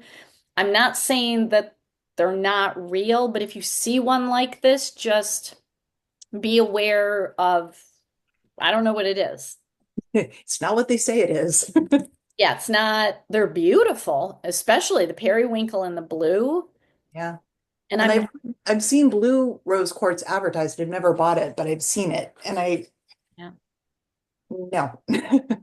Yeah, and I don't, and I'm not entirely sure that it's not man-made. Yeah. It feels cold, but I'm starting to sense that these lab creators, they know just enough. Like they know what we know, and they're like, we got to make this cold. Yeah. We got to put some real silica in it. We've got, it's like, I don't know what they're doing. So I'm not entirely sure. Just be cautious with these. All right, selenite. So both of these are real. Um, but most people call what you see satin spar, they call that selenite. And for years, that's all I knew Mhm. was the translucent Little bars. rods and selenite. And it is a type of selenite, but the proper name is satin spar. Real selenite, you can see through. And it grows in a slab. It doesn't grow in a rod. So I do have some of those in the store. I used to have a huge supply. I just started giving them away. Um, so these are just different forms of gypsum, and then other minerals can come in. Like last year, I discovered pink selenite, and golden selenite. So there's some really interesting colors coming on the scene based on what they're being infused with. So just be aware that there's a difference because at this level in your crystal education, we do not call satin spar selenite. You can call it satin spar selenite, but we do not just call it selenite anymore. So this is where you will show your elevated training. Is it the same like cleansing properties though? Like if you're, cleansing a crystal with it or whatever, does the satin spark kind of it basically it's the same thing, so same purpose? Yep, to me, they're the exact same energy, just different growth formation. And we're going to talk about these next Saturday. Yeah, I think this is a really important crystal. They, to me, are the same thing. I like the selenite because it's a flat tabular formation that you can easily set crystals on it. You can set a glass on it and charge your water. With the rods, it's harder to do. Yeah. The rods to me are more for cleansing the energy field, putting in the corners, like my crystal room has the four corners with the satin spar rods in them. So you're just going to use them slightly differently. Okay. Thank you. All right, we're almost done and then we'll take a break. Here is the snowflake or the snowflower quartz that sometimes is being passed off as Larimar. Absolutely glass. Straight up, there is nothing crystalline about this. It is gorgeous. Every time I see it, I want to touch it, and then it's like, ew. It looks like a kitchen counter though, like the glass Yeah. countertops. It does. It does. I'd be okay with a kitchen counter like this. It's super pretty. Yeah. Mhm. But it is not a crystal in any sense of the word at all.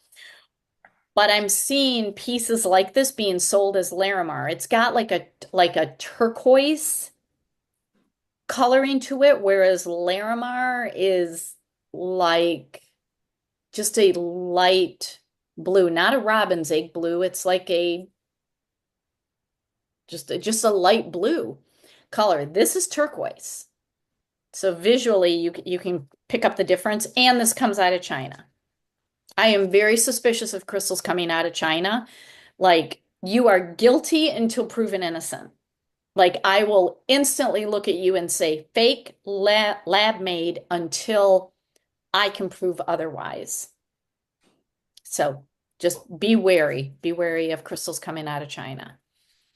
All right. And last but not least, turquoise. So only about 3% of the turquoise on the market is real. I trust the tribal communities that sell turquoise, and they are not showing up at the big crystal shows. They are more likely to show up at like a small, like community, like almost like a farmer's market type of event where there are tribal communities. Like here in Michigan, we have a ton of tribal communities. Up north, I am more likely to find real turquoise and real turquoise jewelry at a farmer's market than I will at Tucson. Because I know, like in Arizona, you can go direct with like a lot of the mines will sell direct in different grades, and depending on whether it's rubbed or, they do so much stuff to turquoise to, Oh my gosh. it's Yeah. crazy. Yeah. So And green and blue. oh yeah. So what I see on the market is dyed howlite. And when you look at it, it's like, wow. Like, because the dyed howlite is polished, and it's like, wow, that really looks like turquoise.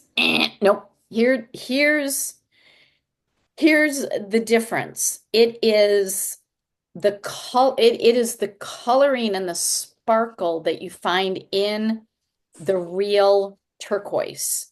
Now, when they polish it, the natural formation of turquoise, which is bumpy, is Mhm. gone.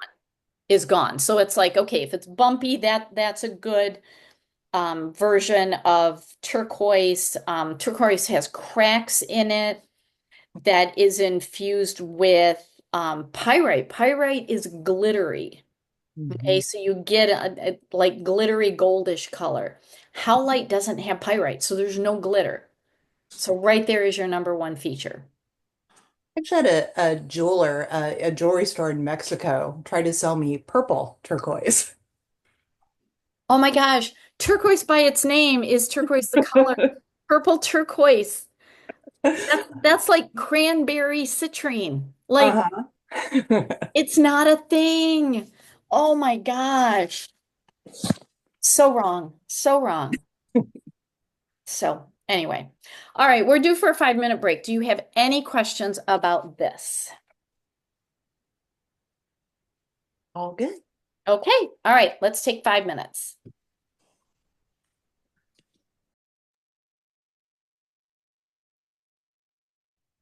All right. All right, we're going to dive into more science, and we're going to add some more pieces to the puzzle that we're putting together here. And we can't talk about crystals without talking about sacred geometry, because crystals, the shape of all crystals externally and internally, are built on sacred geometry. So if you remember from the basic class, we talked about how sacred geometry is how the universe best communicates. Energies communicate in frequency and patterns. Okay. So, like, I'm fascinated with crop circles. I mean, I personally believe that crop circles are a sound imprint, and the sound is coming from outside of our planet. And it's like, zzz. It's a sound frequency. So That's my, not literally aliens landing. well, because somebody would see it. Somebody would videotape. I mean, there are certain areas that get frequent crop circles, like they're huge in the UK. Yep. You know that there's cameras around. So if it was something like that, like a physically coming here, that would be videotape. Now, is it the aliens doing sound imprint. Like they don't come here, they just zzz, just to say, hey, we're here and here's our love letter. Zzz. Now you got to interpret it. But then you wonder if there's something below pulling it down, though, like almost magnetic to like make the pattern and the perfect circles and Oh yeah. Yeah. because it Yeah. would like lay down. Well, because even the government has had hearings of alien life and even like the spaceships in the ocean. Yeah. Like Yeah. off Catalina in California and Yeah, there's one off the coast of is it Miami or the Panhandle of Florida?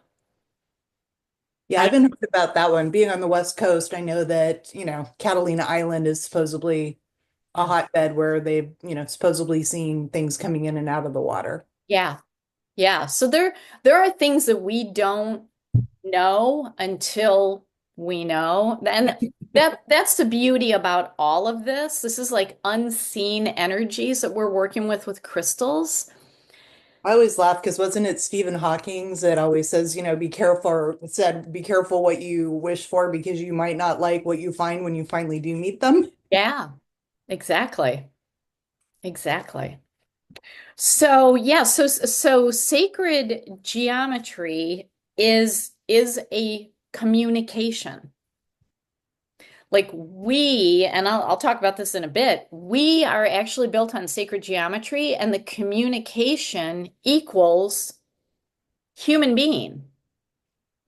And when the sacred geometry is a crystal, the communication is crystal. That's what this means.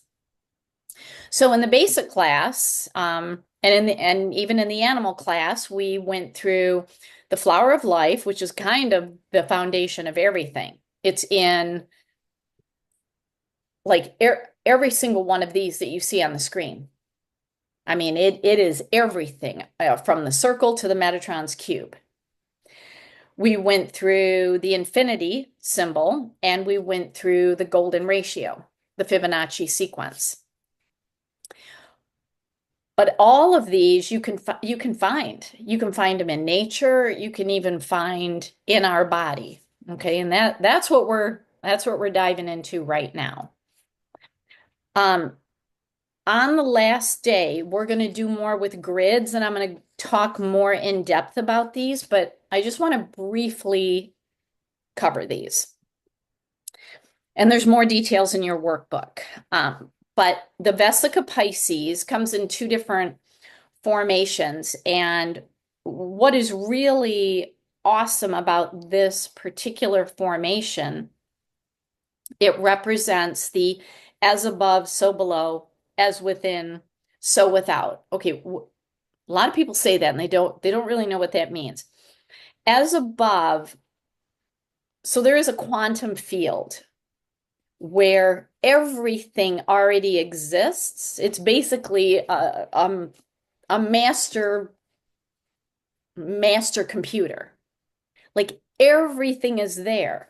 We just have to type in the right program to download it from the quantum field. So this is what quantum physics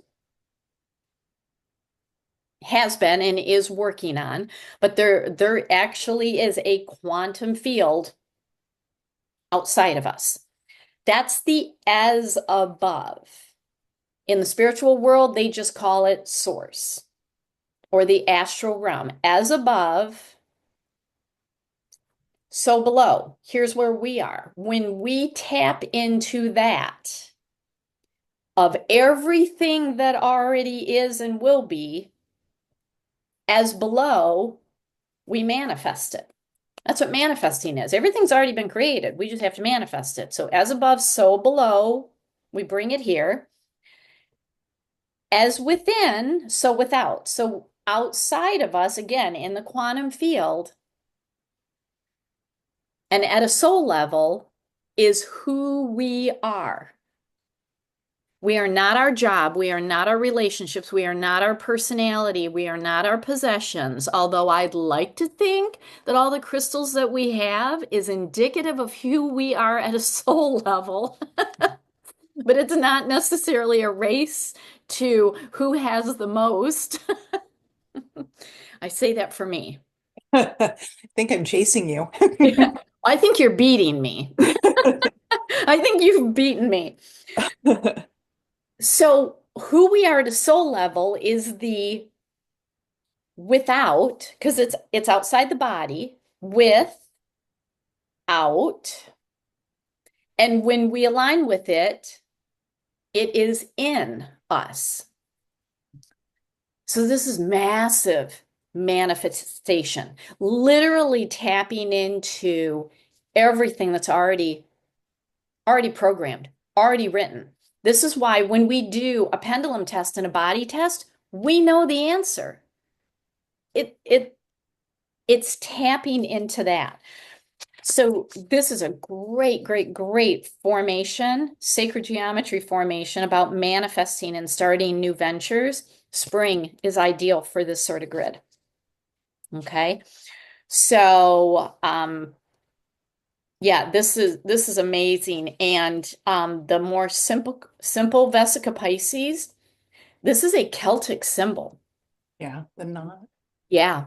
Yeah, I've got a ring, I've got a necklace because I'm of Celtic heritage, and it just it just shows that ancient civilizations tapped into these symbols, put a lot of them in religious text and historical text, and we're just now figuring it out. We're figuring There's it a out. lot of it in like paganism and stuff, isn't there?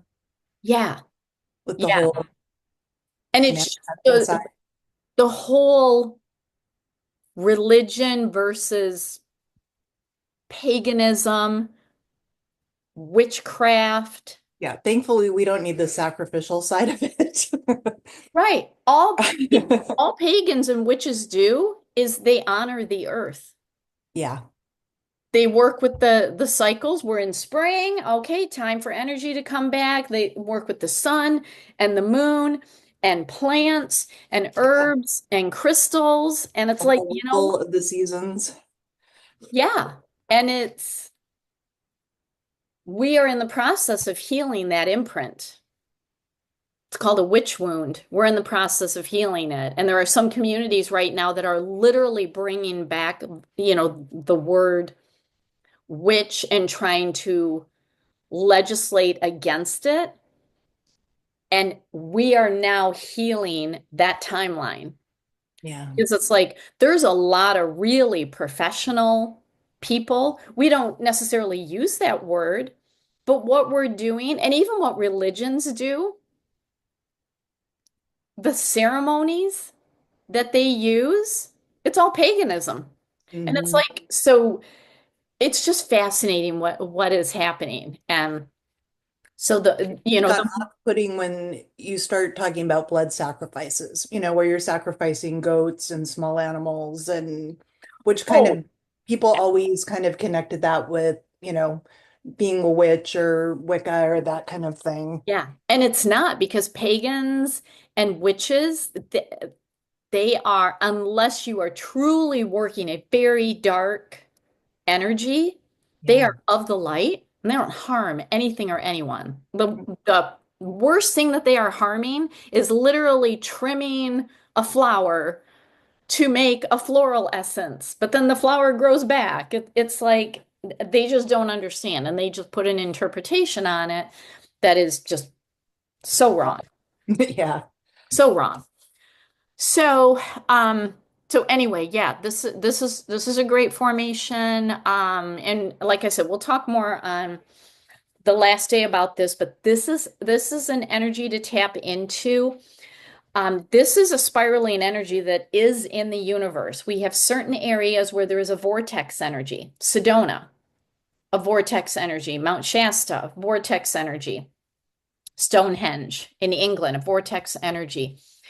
And you can actually tap into this energy to basically whip up the energies when you're stuck, when you need an activation or a rejuvenation. This is just a natural energy that is already on this planet.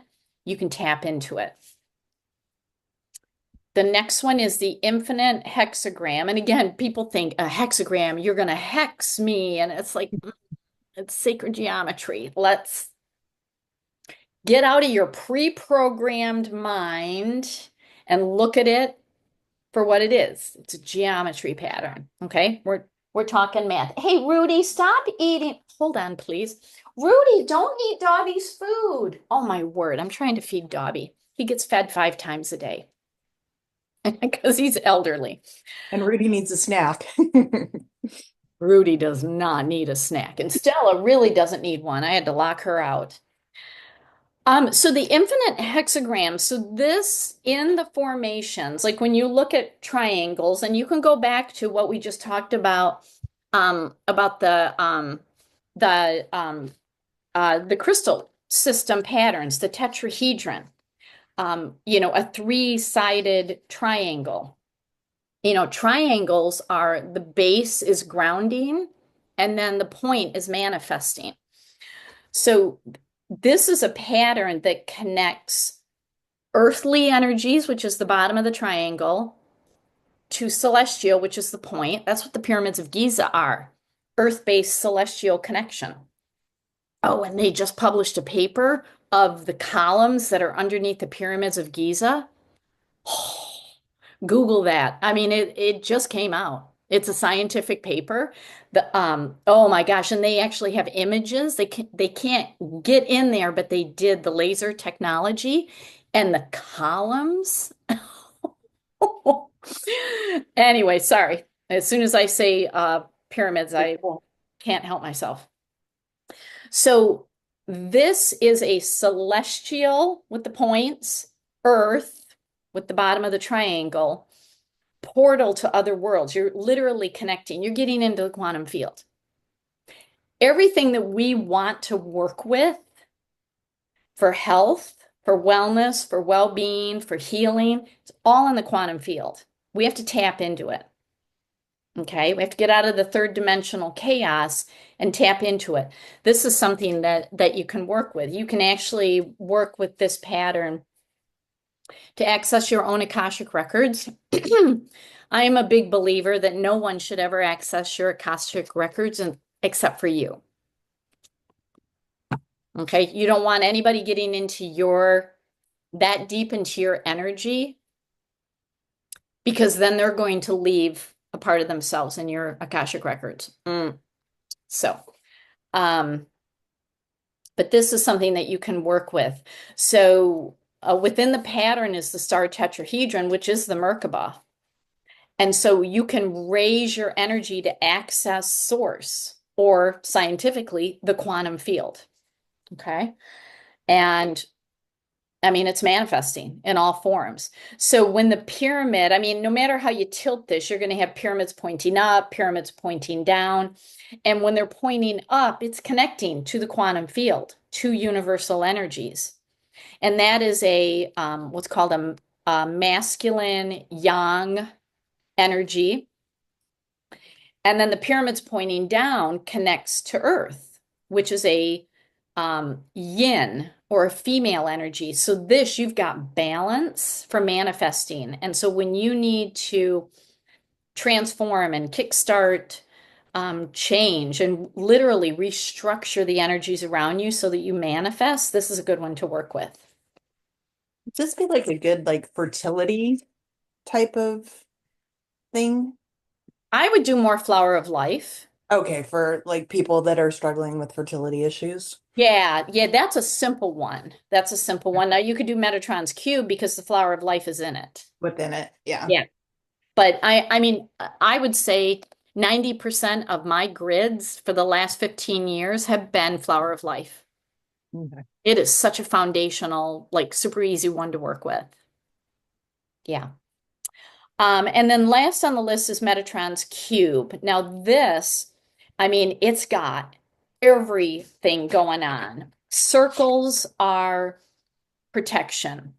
unity, completion. It can be boundary setting. It can be healing, like I'm circling the troops for healing. You've got the triangles. Those are protection and manifesting, creation. You got the little guide on if you flip back to the previous page, your guide to shapes. This has a six-sided hexagon. I'm going to talk in a little bit about hexagon, which is strength. So this energetically links to everything, all the dimensions, the quantum field, the earth. It has the flower of life in it. It has the four cardinal directions. It's got north, south, east, west. It's got the as above, so below that I just talked about. It has the five elements of air, earth, fire, water, and metal. It's got the star tetrahedron, also known as the Star of David. It's got hexagons, octagons, dodecahedrons, icosahedron. I mean, this is the ultimate in sacred geometry formations. It is a map of creation. If you want to call it the Big Bang, you can call it the Big Bang, but it is a map of creation. It is the map of the multiverses, of all the universes that are out there. And the circles are feminine energy and the lines are masculine energy. So you can work with this to explore your own consciousness and connect to the quantum field to literally get out of third dimensional energies. You know, because I've been talking a lot, and depending on who you follow on social media, if you're anywhere in the spiritual world, everybody's talking about fifth dimension. It's not a place that you go to. It's something within. It's shifting within you. Okay? And this is what you can work with. Okay? It's a really beautiful co-creation. Okay. This was one piece of the puzzle. Let's keep going. Let's talk about what I call Tesla math. And this is the magic of 3, 6, and 9. For 15 years, oh no, from like 2005 when I started on this journey up until 2 years ago. I can't even do the math. That was 18 years. No one in the energy world could explain to me why we do things in patterns of 3. My Reiki master teacher in our first level taught us all to tap our palms 3 times to start waking up our palm chakras so that we can channel Reiki. Why? And I even asked him, I said, why 3? And he said, that's just what we do. Clearing your deck, your oracle cards, or your I clear my oracle cards 3 times. We just naturally, instinctively do things in 3, but nobody could explain why. And then I found what is called Tesla math. Nikola Tesla discovered the magic in the numbers 3, 6, and 9, and he calls it the keys to the universe. Because when you work with the numbers 3, 6, and 9, you are not here in the third dimension, you are in the quantum field. That's where you're working, where everything already is. Okay, so how he started with this was when he looks at multicellular organisms and how humans are created. You know, you start with 1 cell and you double it and it becomes 2. You start with 2 cells and you double it and it becomes 4. You have 4 cells, you double it, it becomes 8. 8 becomes 16. 16 becomes 32. 32, 64, and you keep doubling. That's what organisms do. Isn't it fascinating? Like just how animals and humans grow by doubling at a cellular level. Who came up with that? That's kind of magical. We can say God did. Are we sure about that? Are we believing in something that we don't have scientific proof for? That's what I like to say when people say crystals aren't real. Really? Do you pray? Yes. Can you see your prayers? Well, of course not. Well, how do you know that they're being heard? And who are they being heard by? Oh, they hate it when I do that. And I'm like, you can believe what you want to believe, but now I'm getting into some science here. All right, so we're doubling the numbers, and see it just keeps going. But then what Nikola Tesla figured out was when you go to the root of a number. So the root of 1 is 1, the root of 2 is 2, the root of 4 is 4, the root of 8 is 8. And when you get to 16, you add 1 and 6 together and it's 7, right? This is what we do in numerology too. So 1 plus 6 is 7. That's the root. The root of 32 is 5, 3 plus 2. The root of 64 is 10. The root of 10 is 1 plus 0, which is 1. The root of 128 is 2. See how we're starting to replicate? 1, 2, 4, 8, 7, 5. 1, 2, 4, 8, 7, 5. Huh. Isn't that interesting? Guess what numbers you don't see? You will never see 3, 6, or 9. Nope. 3, 6, and 9 are energetic. They are non-physical laws of the universe. And when you look at sacred geometry, there's 3, 6, and 9 everywhere. 3, 6, and 9 are universal codes. They tap into the quantum field. It gets you out of space and time. The human brain is not built to fully comprehend what it means to be outside of space and time. Because right now, I'm in Michigan. And it is 12:48 p.m. Eastern Time, because that's how our brain was programmed. I'm here, you're there. This is what time it is for me. It's not time for you. Your times are all different. Isn't that interesting? That's all man-made. When you're dealing with energy, it is not man-made. It's all coming from the quantum field, this massive consciousness. I mean, I can't even wrap my brain around it sometimes. It's basically a big, energetic, cosmic computer brain that runs everything. In the religious world, they call it God. In the scientific world, it's the quantum field. But there is a thing, and it runs off 3, 6, and 9. So watch this. So you can get this book. It's in your class resources. It's a book called Project 369. You can buy it off of Amazon. I highly recommend. And then give yourself a weekend to go down a rabbit hole with it. It's kind of like a book and a journal all in one. This is in the book. So we already did the basically double the numbers, but when you also have the numbers, cut them in half. 1, 5, 7, 8, 4, 2, 1, 5, 7, 8, 4, 2. That happens. When you look at 24 hours in a day, 24, 2 plus 4 is 6. We have 60 minutes in an hour. That's 6. We have 60 seconds in a minute. That's 6. There's more. The solfeggio frequencies, I'm going to talk about these on the last day. These are healing sound frequencies. You can find them on YouTube. I'm playing it right downstairs right now. I play YouTube on my television. And, oh, well, all the cats are in here now. I guess they're done with solfeggio frequency. But when you add up the frequencies, they all add to either 3, 6, or 9. They're healing frequencies. They're not adding to 2. 2 is a physical, third dimensional, right here number. These are not. These are energetic.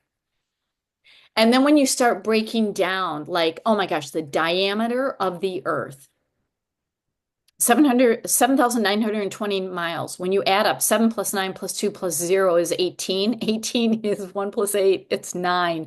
All of the planets, the diameter of the moon, it's everything that we physically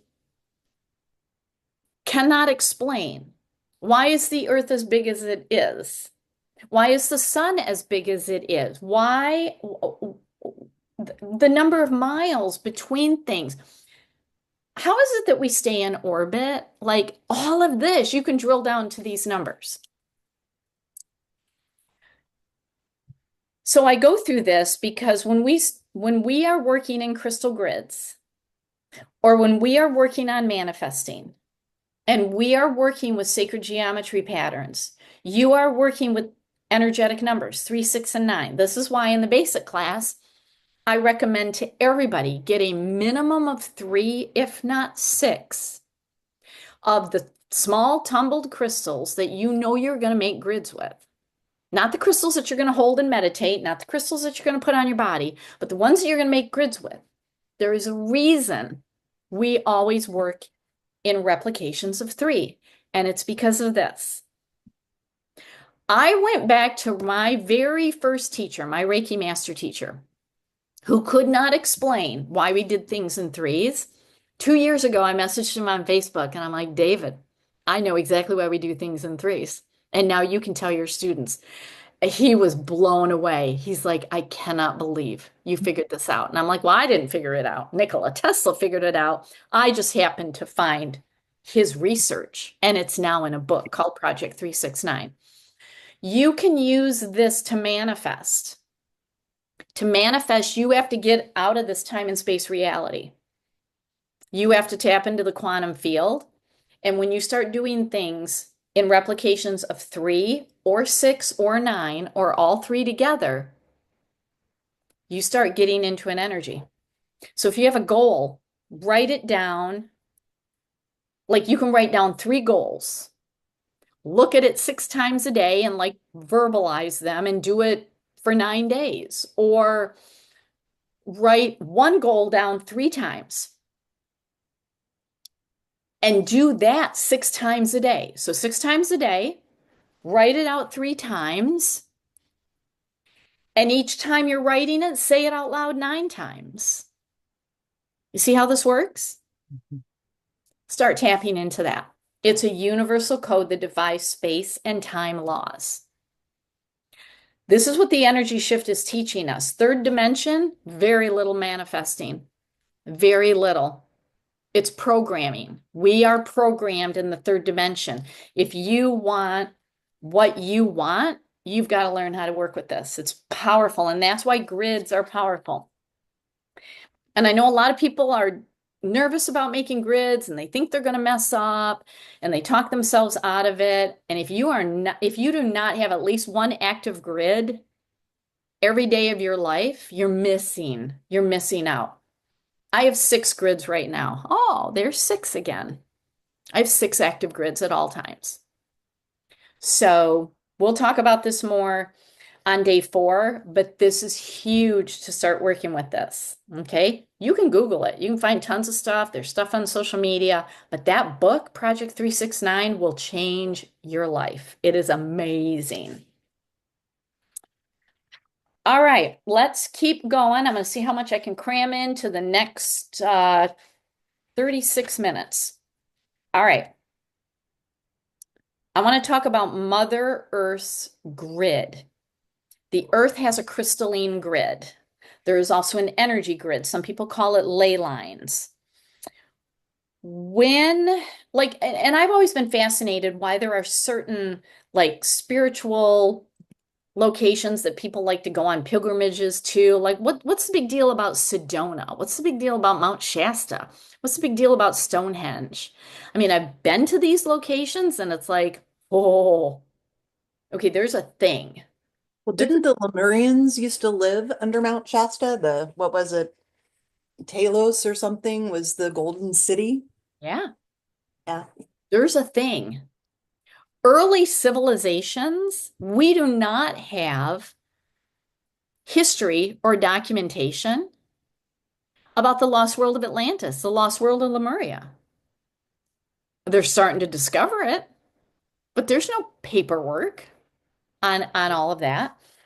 So for all these sacred sites, when you take sacred geometry patterns and literally lay it out over the planet, the points match. You can literally pinpoint these locations. There's about 32 or 62 main energy vortices. Now, an energy vortex, this is a clear sign of an energy vortex. This is my favorite location in Sedona. There are 4 vortex areas. One of them is called the airport vortex, not very spiritual, literally on the little road going up to the airport. This is where I meditate. It's literally on the side of a mountain. And how you know you're in the vortex? The juniper trees twist. Not all trees will twist, but juniper is very soft and it twists. That's how you know you're in it. So I love to literally sit there right at the top, not out on the limb, but like on the mountain. And oh my gosh, it is so amazing. Plato understood the grids on the planet, understood ley lines, which are basically energy superhighways, kind of the equivalent of our veins and vessels in our body that connect through the chakras and the organs. The earth has these ley lines. And when you lay out sacred geometry patterns, like especially a 20-faceted icosahedron, you can start to see patterns because, like, I've been to Stonehenge. It's literally in the middle of nowhere, surrounded by sheep farms. What the heck? It's in a designated area, a specific point. So when you have these, notice we got some, you take like an icosahedron and you start laying it out, all of a sudden you have the pyramids. That's a tetrahedron. Okay, sacred geometry pattern. You lay sacred geometry over the earth, you start to pinpoint these areas. I mean, the Plato was coming up with this, was talking about this, and then it's been really worked on since. So I just want to briefly go through this and highlight a couple of areas. So Bimini off the coast of Florida. Okay, I put numbers, number 1, Bimini, and then circled in red. This is off the coast of Florida, like Bahamas area. This is where people swim with the dolphins and you communicate with dolphins. A lot of spiritual pilgrimages happening in this area because there is a convergence of these ley lines coming together. And when you have them come together in these points, these areas are sacred. Ancient civilizations didn't have the internet. They didn't have science. They didn't have this, but they felt the energies and they congregated there. Does That, that fall into the same area as like the Bermuda Triangle? Is that kind of in that? Because it's between Florida and the Bahamas where the Bermuda Triangle lies. oh, I'm going to get to that next. Yes. Because we live on an earth of duality, and where there is positive, there is negative. Bermuda is a negative energy, and you can map it out. You can map it out. So these are some of the most notable ones. Many of these are very, very positive energies, except for Easter Island. Ugh. But I had like, no idea Kyiv was one of them. That's crazy. oh, what was? Kyiv, Ukraine. That's what, number 8, I think, Mm-hmm. with Yep. what's going on. And you find some interesting crystals in these areas. Yeah, really. It's why all of a sudden Ukraine is hot property. Everybody wants it. Russia wants it, and the US wants it. And the Ukrainians are like, can we just live here? And we're super sorry that we're sitting on a hot bed of minerals that you need for your cars and your tech instruments. Yeah, it's really interesting what the convergence of this energy does in the earth with the minerals and the crystals that are being produced. So let's see what else is on here. Sedona is on here. There's a stretch in British Columbia from like the Lake Louise, Banff area, but it actually encompasses Young Living's Northern Lights Farm. Yeah, that's right. And Gary talked about it. how it was very magical, and the northern lights basically influence the frequency of the black spruce trees, where we get our black spruce oil, which is one of the most grounding and ascending oils we can ever work with. It's magical. Okay, I've got black spruce here in my yard. It ain't nothing like that because I'm not sitting in a convergence of energy. That is.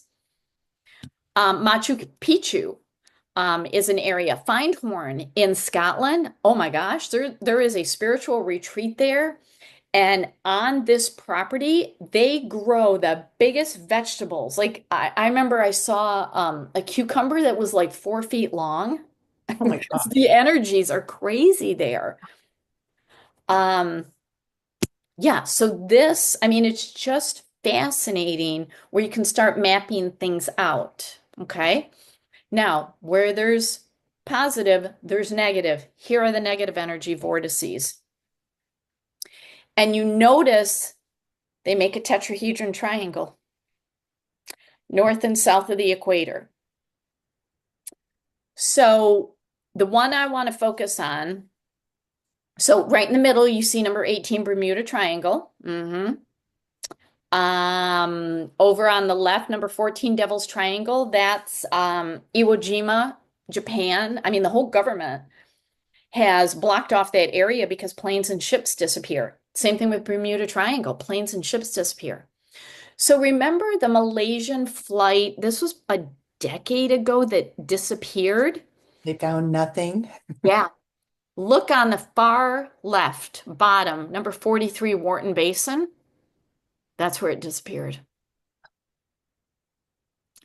Do, do, do, do, do, do, do, do. Weird stuff.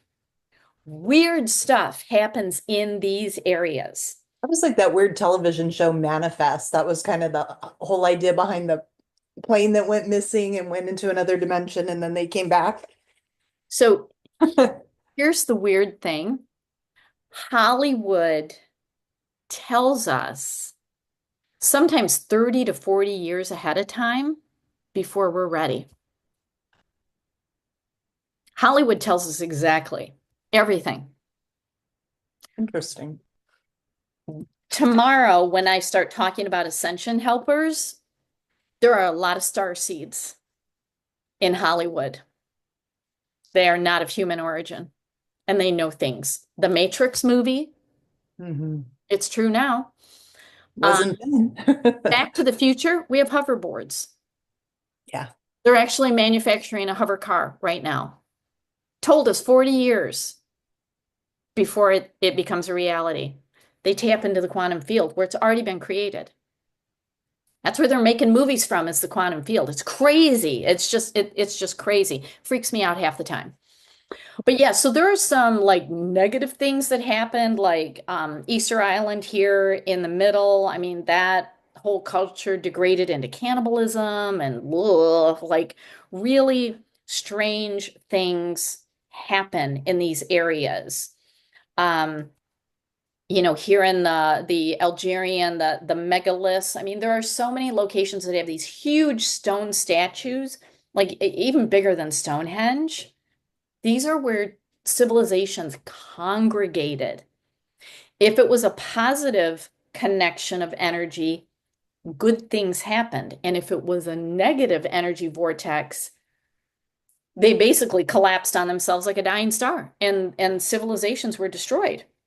I mean, the Mohenjo-Daro near Karachi, Pakistan, just is a totally lost city. From like 2600 BC to 1900 BC, it was thriving, and then because it's in like this area where there's just a negative energy. So you can start looking and seeing where there's conflict because humans feed off of it. Okay. So, but notice the formation. You see the tetrahedron? That's sacred geometry. Interesting. Let's talk about the earth and the earth's chakras. So there is an organization in California called HeartMath, heartmath.org. I love that organization. They have the Global Coherence Project. Not only do they track Schumann frequency or Schumann resonance, which is the Earth's frequency, but they are mapping human and animal connections to Earth and Sun magnetic activity. So they're basically looking at how humans and animals are reacting and freaking out to the Schumann resonance and to solar flares. It's like totally my jam, what they're doing. They got 6 sensors on the planet. And what's interesting is their 6 sensors kind of match up to the Earth's 7 chakras. It's like, huh, this is a little interesting now. So just briefly, so the first chakra of the Earth is believed to be Mount Shasta. In California. And the root chakra is what generates life force. So as long as this area is safe, not in war, we're not dropping bombs in that area, then this generates what's called the universal life force energy of biological forms. Because we always have species that become extinct, but then we have new ones come in. And it's because of this. We got to keep this area safe and sacred. Okay. So you can go to this area and work with that energy. The second chakra, which is all about creation. So the creation of evolutionary advancements. We are evolving as human beings right now. Even the babies being born have, like I read a study that said babies have an extra bone in their foot that you and I don't have. Very interesting. And people who are trans, that is a biological advancement. It's like the biology of the human body is moving toward non-gender. Because there's a lot of animals, a lot of animal species that are just non-gender. It's just interesting to look at it from that perspective. That's like, I know because my son is on the spectrum and they're saying now that autism may actually be an advancement, not where we see it as a disability or Oh yeah, it's a being high bad. frequency. This will be something that's coming ahead that they're actually advanced. Yes, I totally agree. We're going to talk about that tomorrow. Yeah. Yeah. Kids who are put on the spectrum are high frequency humans having to live in a low density frequency and they can't, they're like, oh my God, like, don't touch me. Like, I don't like your energy. Don't look at me. Like, I literally like drain when I look in your eye. Like all their That is so true. all their behaviors, they're basically saying, you're the problem, not me. You're the problem. You need to elevate. They're being born at a higher frequency. We are evolving. We're constantly evolving as humans. The fact that you're in this class, you're in a major evolution. So the second chakra is in South America and it regulates this evolution. Right now, all is okay. That's good. Okay, we need to keep evolving as species. The third chakra go all the way over to Australia, kind of in the outback area. And the third chakra is all about vitality and empowerment and the health of all species. Okay, I want to tell you something that is really bizarre. And I made this connection when we were literally locked down during COVID.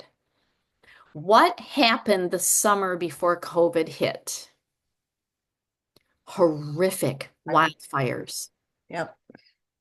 Billions with a B of animals perished Yep. in the outback of Australia.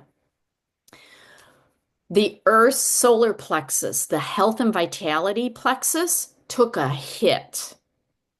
And 6 months later, hello, COVID. That's interesting. That's how I look at a lot of this stuff. It's like, huh, Isn't that interesting? Isn't that interesting? I'm not going to be closed-minded about it. Isn't that interesting? Okay. The fourth chakra, this is the heart chakra, and it is stationed in the Glastonbury, Shaftesbury, Avesbury. It's like a trifecta of these magical villages in England where it is believed it's the home of the Holy Grail, it's the home of Merlin, um, uh, Avalon, Knights of the Round Table. It's got all that energy. Um, it's the heart chakra, so it's the ability of life forms to interact with each other with love and compassion. That ain't happening. What happened to the heart chakra? Oh, how long ago was this? Was it maybe a decade ago already that it was the start of Brexit? Mm. England, Scotland, Ireland, all they used to be the United Kingdom. Eh. And I have friends in Scotland and in England, and they would say, "My heart is breaking. We are literally turning on each other like the Lord of the Flies book. We're cannibalizing each other over this stupid issue and separating from Europe and all of this broken heart." Well, that hit the world. Everybody's fighting now. Everybody's fighting. So it's like we've got to heal that. We've got to heal that chakra. All right, the fifth chakra, throat chakra. This is in the Great Pyramids area. And this is our ability to have direct communication with the earth as a spirit and with quantum energies and to just understand how we align ourselves with the earth. Okay, so it's a dialogue between our host as earth and us. Well, COVID hit the fifth chakra. The fifth chakra is throat and lungs. Okay, so we had the solar plexus got hit, the heart chakra got hit, and there's a lot of terrorism, unfortunately, in this area around Egypt. And so we got a problem. We've got a problem with the lungs and the throat and being able to communicate with each other. That's very difficult these days. What is interesting is in 2013, an underwater Egyptian city was found. They're still excavating it. There's worlds happening there. And then they just found the pillars underneath the Great Pyramids. Okay, so very interesting spiritual areas here that are under attack for different reasons. The sixth chakra, now this one is believed that it's really a 2,120 year transition through the zodiac. Like we have moved into the age of Aquarius. Nobody agrees on when, but everybody agrees it is now, and we're in the early, early stages. It maybe happened at the earliest in around 2011. It is believed that the third eye chakra moves with the age of Aquarius. So it is believed to be in Iran right now. That's not good. There is huge suppression of the divine feminine energies in Iran, Afghanistan, because divine feminine is hugely intuitive, works solely on intuitive mind, not logical mind. And so that's being suppressed right now. There's a huge suppression of divine feminine. So that's not okay. And then the seventh chakra, which is the crown chakra, is in Tibet. Now, when this chakra is healthy and balanced, it allows for complete unity between earth beings, our evolutionary process, our individual evolution, and all that is. Whether it's God, ascended angels, spirit guides, quantum field, whatever you want to call it. It's a complete unity of that energy and communication and being able to download information. Now, unfortunately, China took over Tibet, did horrific things to the Tibetan monks. So not as peaceful of an area as it should be. I think it's calming down a little bit, but that area took a hit. So there are areas here. You can see they are spiritual areas. I mean, in Australia, the Uluru region, the Ayers Rock, huge spiritual pilgrimage. All these areas, except I'm trying to figure out Iran. I mean, it's Persia. I mean, these are ancient areas, but the Earth's chakras are in these very spiritual areas. But look at the symbol in connecting all of these. It's from the basic class, the Lemniscate, the infinity symbol. And this Infinity. is the Earth connecting all of her chakras together. Isn't that fascinating? So again, we're seeing sacred geometry play out. Mhm. Okay. All right. I need to show you a video. Oh, before we go to that, wait. Oh, no, no, no, no. Okay. So the next thing before I show you this video, um, in your workbook is a picture. It's under Humans and Sacred Geometry. So you see the Vitruvian Man, Da Vinci painted that.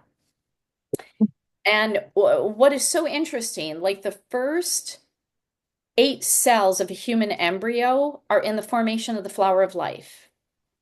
So we have the flower of life imprinted into our DNA. Those initial clusters is called a morula cluster, and it is at the root of our spine, connected to our belly button, and we basically evolve out of that.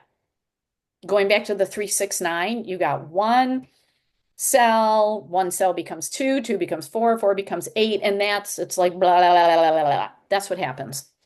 So does that become like your energy cord then? Yes. Okay. Yes. So this is why a lot of people like to put essential oils in their belly button. There you go. There's a reason. They don't know why they're doing it. There's a reason. It's the source. It's Yeah. source energy. It's the umbilical cord energy.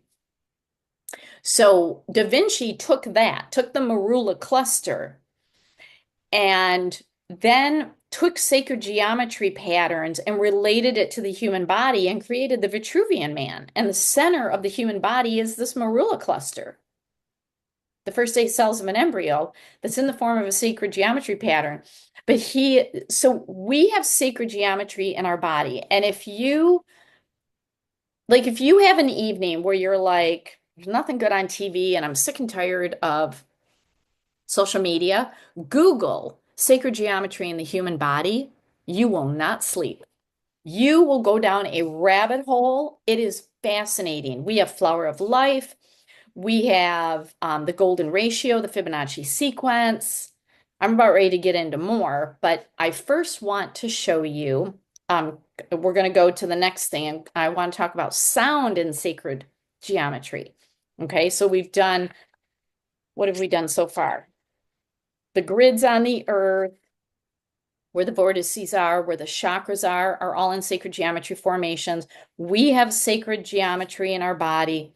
I want to go to sound, sacred geometry. Okay, here we go. I'm not going to play the whole thing, but I want to show this to you. Oh, look, there's a quote from our buddy, Nikola Tesla, he created the light bulb. Everybody thinks Thomas Edison did. Nikola Tesla did. He created it. And this has nothing to do with the Tesla cars, by the way. No. His name was stolen for it. Okay, here we go.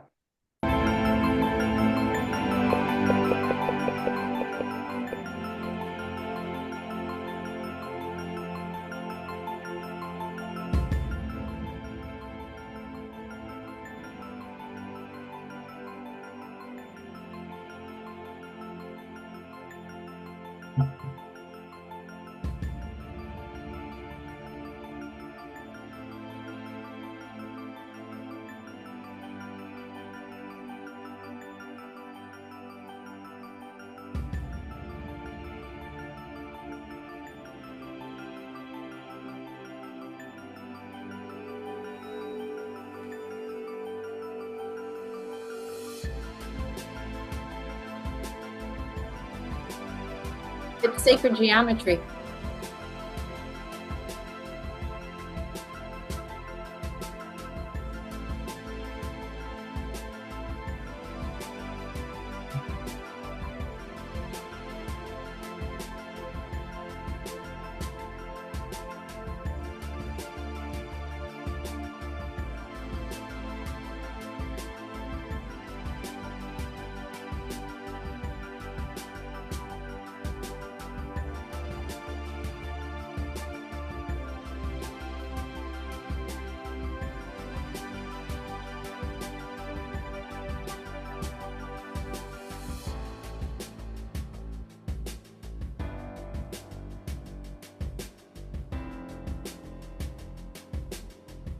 And it just keeps going.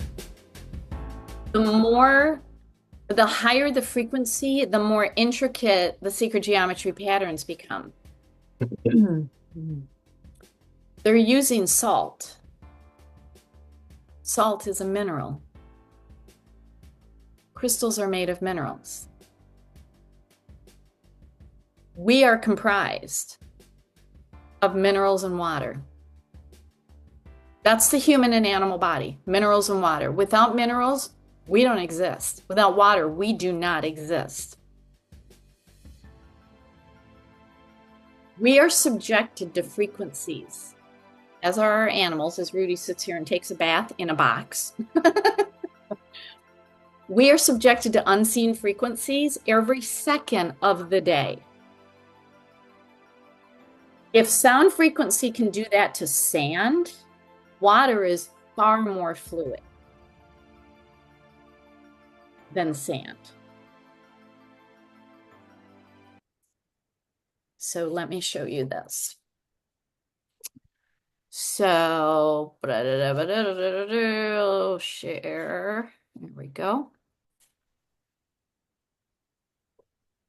And this is where Dr. Emoto's work on structuring water was done not only with sound, either the human voice or music, but he did it with thoughts. His books are still out there. I think he passed away in 2015 or 2018, not that long ago. He was a Japanese scientist. His work still lives on the internet. His students are still continuing his work in Japan.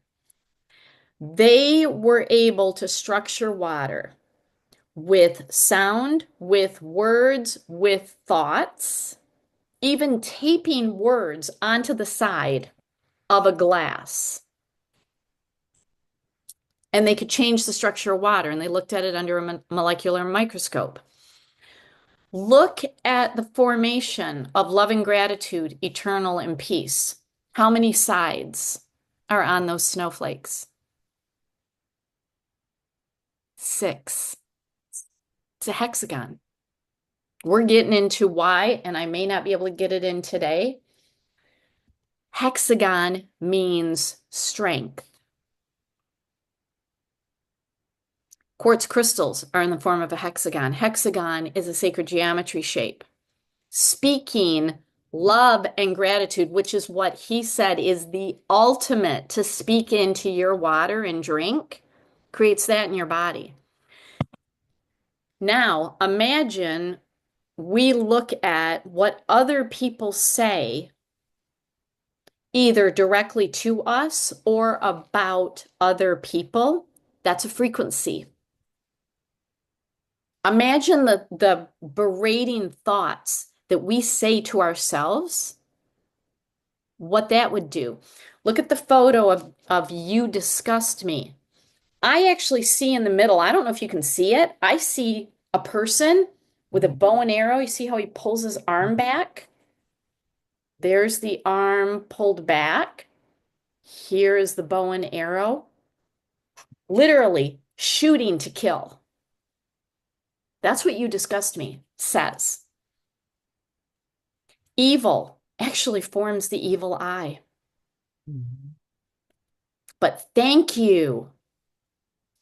Hexagon, snowflake, playing Mozart, hexagon, snowflake. The energies turn it into strength. Whereas heavy metal, it creates chaos, a frenetic energy in the body. Think of all the unseen frequencies. And this is why what we say to us as a person, what we say to our animals, what we say to other people literally changes the structure of the water in their body because we are 70% water. If you can change the structure of sand and literally sand or salt and get it to move, water is far more fluid. Okay. So this is why crystals in water is very important. But this is what we have this in our body. We have sacred geometry patterns literally in the water of our body. Okay. All right, since we only have 3 minutes left and the next section is a brain twister, I'm not going to go there. I'm going to go there tomorrow morning, first thing. Okay, so make sure you have either brain oils or caffeine because the next section is a brain twister. Both? Yes. So, oh, and I found this study from, look, Dr. Masaru Emoto, that's him. He has a peer-reviewed study. Look at this. The hypothesis that water treated with intention affects ice crystals. It was tested in a double-blind study, 2,000 people in Tokyo, focused positive intentions toward water sample located in basically a sealed room in California. People in Tokyo. And then there was another set of water in a different location as a control. And from those people in Tokyo to the water in California, they photographed the water and the crystals actually formed. And by that, the snowflake pattern formed in the water from Tokyo to California, but not in just the control water that was just sitting somewhere and nobody was focused on it. Isn't this crazy? It's awesome. But with our words and our thoughts, we create sacred geometry patterns because, and this is where we're starting to put the puzzle together, energy communicates in patterns. And this is why when I started really learning this, it's like, be careful what you say. Be careful what you think. If you are focused on what you don't want, which the entire world right now is so focused on what they don't want, we're getting more of it. And it's like, oh my gosh, please, for the love of everything that is healthy and healing, focus on what you want. Mm-hmm. You can be aware. I always say, observe, don't absorb. Be aware, and then you flip the script. This is what we want. I'm ignoring you over here because you are a dark energy. I'm going to be doing some sacred geometry, focusing on what I do want. We got to get this message out to people because we're just water. We're water and minerals. You can show them that video and say, this is what your words and your thoughts are literally doing to everybody on the planet. Okay? So we are full of sacred geometry, full of it, which is awesome, which means we have more control and more power than we ever think. All right, that's a good place to end. Do you have any questions at this point before I let you go for the day? I think I'm good. Thank you. Okay. Yeah, I just want to say about the fake crystals and everything, and when you're talking about amber, like I just kind of when we were on the I think that second break, because I remember one of the things that kind of popped up was that are becoming really popular are the amber necklaces for Mhm. pets for flea Yeah. and tick. So I just went on one where I remember I just Googled it during our break. It was like $18 for this amber necklace for your pet for flea and tick. And it's just like, it's almost kind of scary to think that people are buying these, and they're called Baltic amber, is what they were calling it. It's like toxic plastic that you're hanging off your I pets. know that you're trying to prevent then now ticks biting your pet so that your pet doesn't get tick disease. It's really kind of scary, Yeah, things because that it's are like out right there. underneath where they're breathing and everything too, all that stuff. Well, Oh, and it's a choke hazard. yeah. Yeah. It's okay. Now, I had not heard of that. Oh, Interesting. great. So I'm going to do a deep dive and I'll probably do a social media post. So stay tuned. Yeah, the Yeah. one of the big company is called Baltic Essentials. And they have on their website, if you look, they have they call it a Gaia identification report, the Gaia report. Interesting. And then they have on their website authentic guaranteed. It says we are confident that your Baltic Essentials item is genuine. We guarantee it. Genuine what? That's It the doesn't say. question.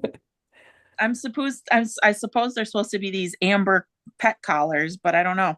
So right on the main page, it's mainly about babies. It says guaranteed authentic Hazelwood gemstone and amber necklaces.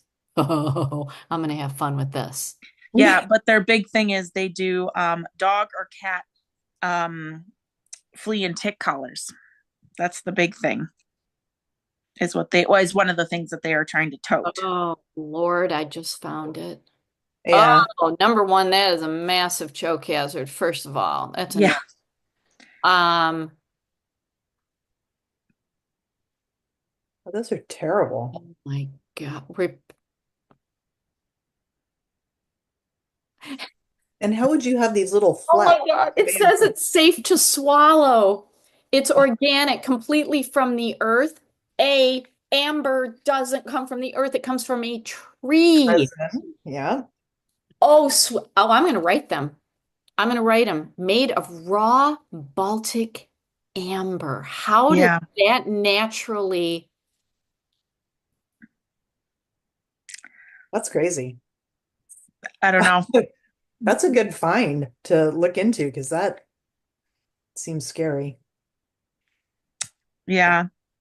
Okay, they're saying it's from a fossilized tree resin from the Baltic region. It must have a scent to it. I may have to order it just to scrape it and test it and smell it. Yeah. I wonder Would if the it has a pine, pine scent. does pine repel like fleas and ticks? I mean, it's stinky, like an essential oil. Pine is very stinky and Strong and smelly. strong. It's not what we use to repel fleas and ticks. No, I think I don't know if they're trying to talk about because they don't say, but I know I've heard some of these. It's supposed to be the frequency are supposed to repel them, supposedly. I don't know. Does amber, I wonder, I would think amber would have a very, well, low level frequency, but no, it would be life form at one point. I mean, if there's things contained in it. That's interesting. Huh, they're going to get an email from me. I find these companies don't respond. Like there was, and it still may be, but it was all over social media, these crystal goblets. Yeah. Oh, I talked about it in the crystal cluster. Yep. It's plastic. And I wrote them and said, "Hey, I would love to know what the materials are because you say crystal, but from what I'm seeing, this is actually plastic. I'd love to know what percentage is crystal." So, I just made it very generic. Never heard from them. yeah. Yeah. All right, I'll add that to my to-do list. I've gotten a nice to-do list out of this class, so thank you. That helps. All right, so I'll see you at 9 a.m. Eastern tomorrow. And Put our 30 Western there. yep, and West Coast time. tomorrow, if you can have Melanie, for you, I sent you a clear quartz for this class, so have it for the class, and then Tina, for you, any masters that you have. Because once we're done with the science, we'll go through the masters. Okay? Excellent. All right, I'll see you tomorrow. Thanks. Have a great day, guys. Bye.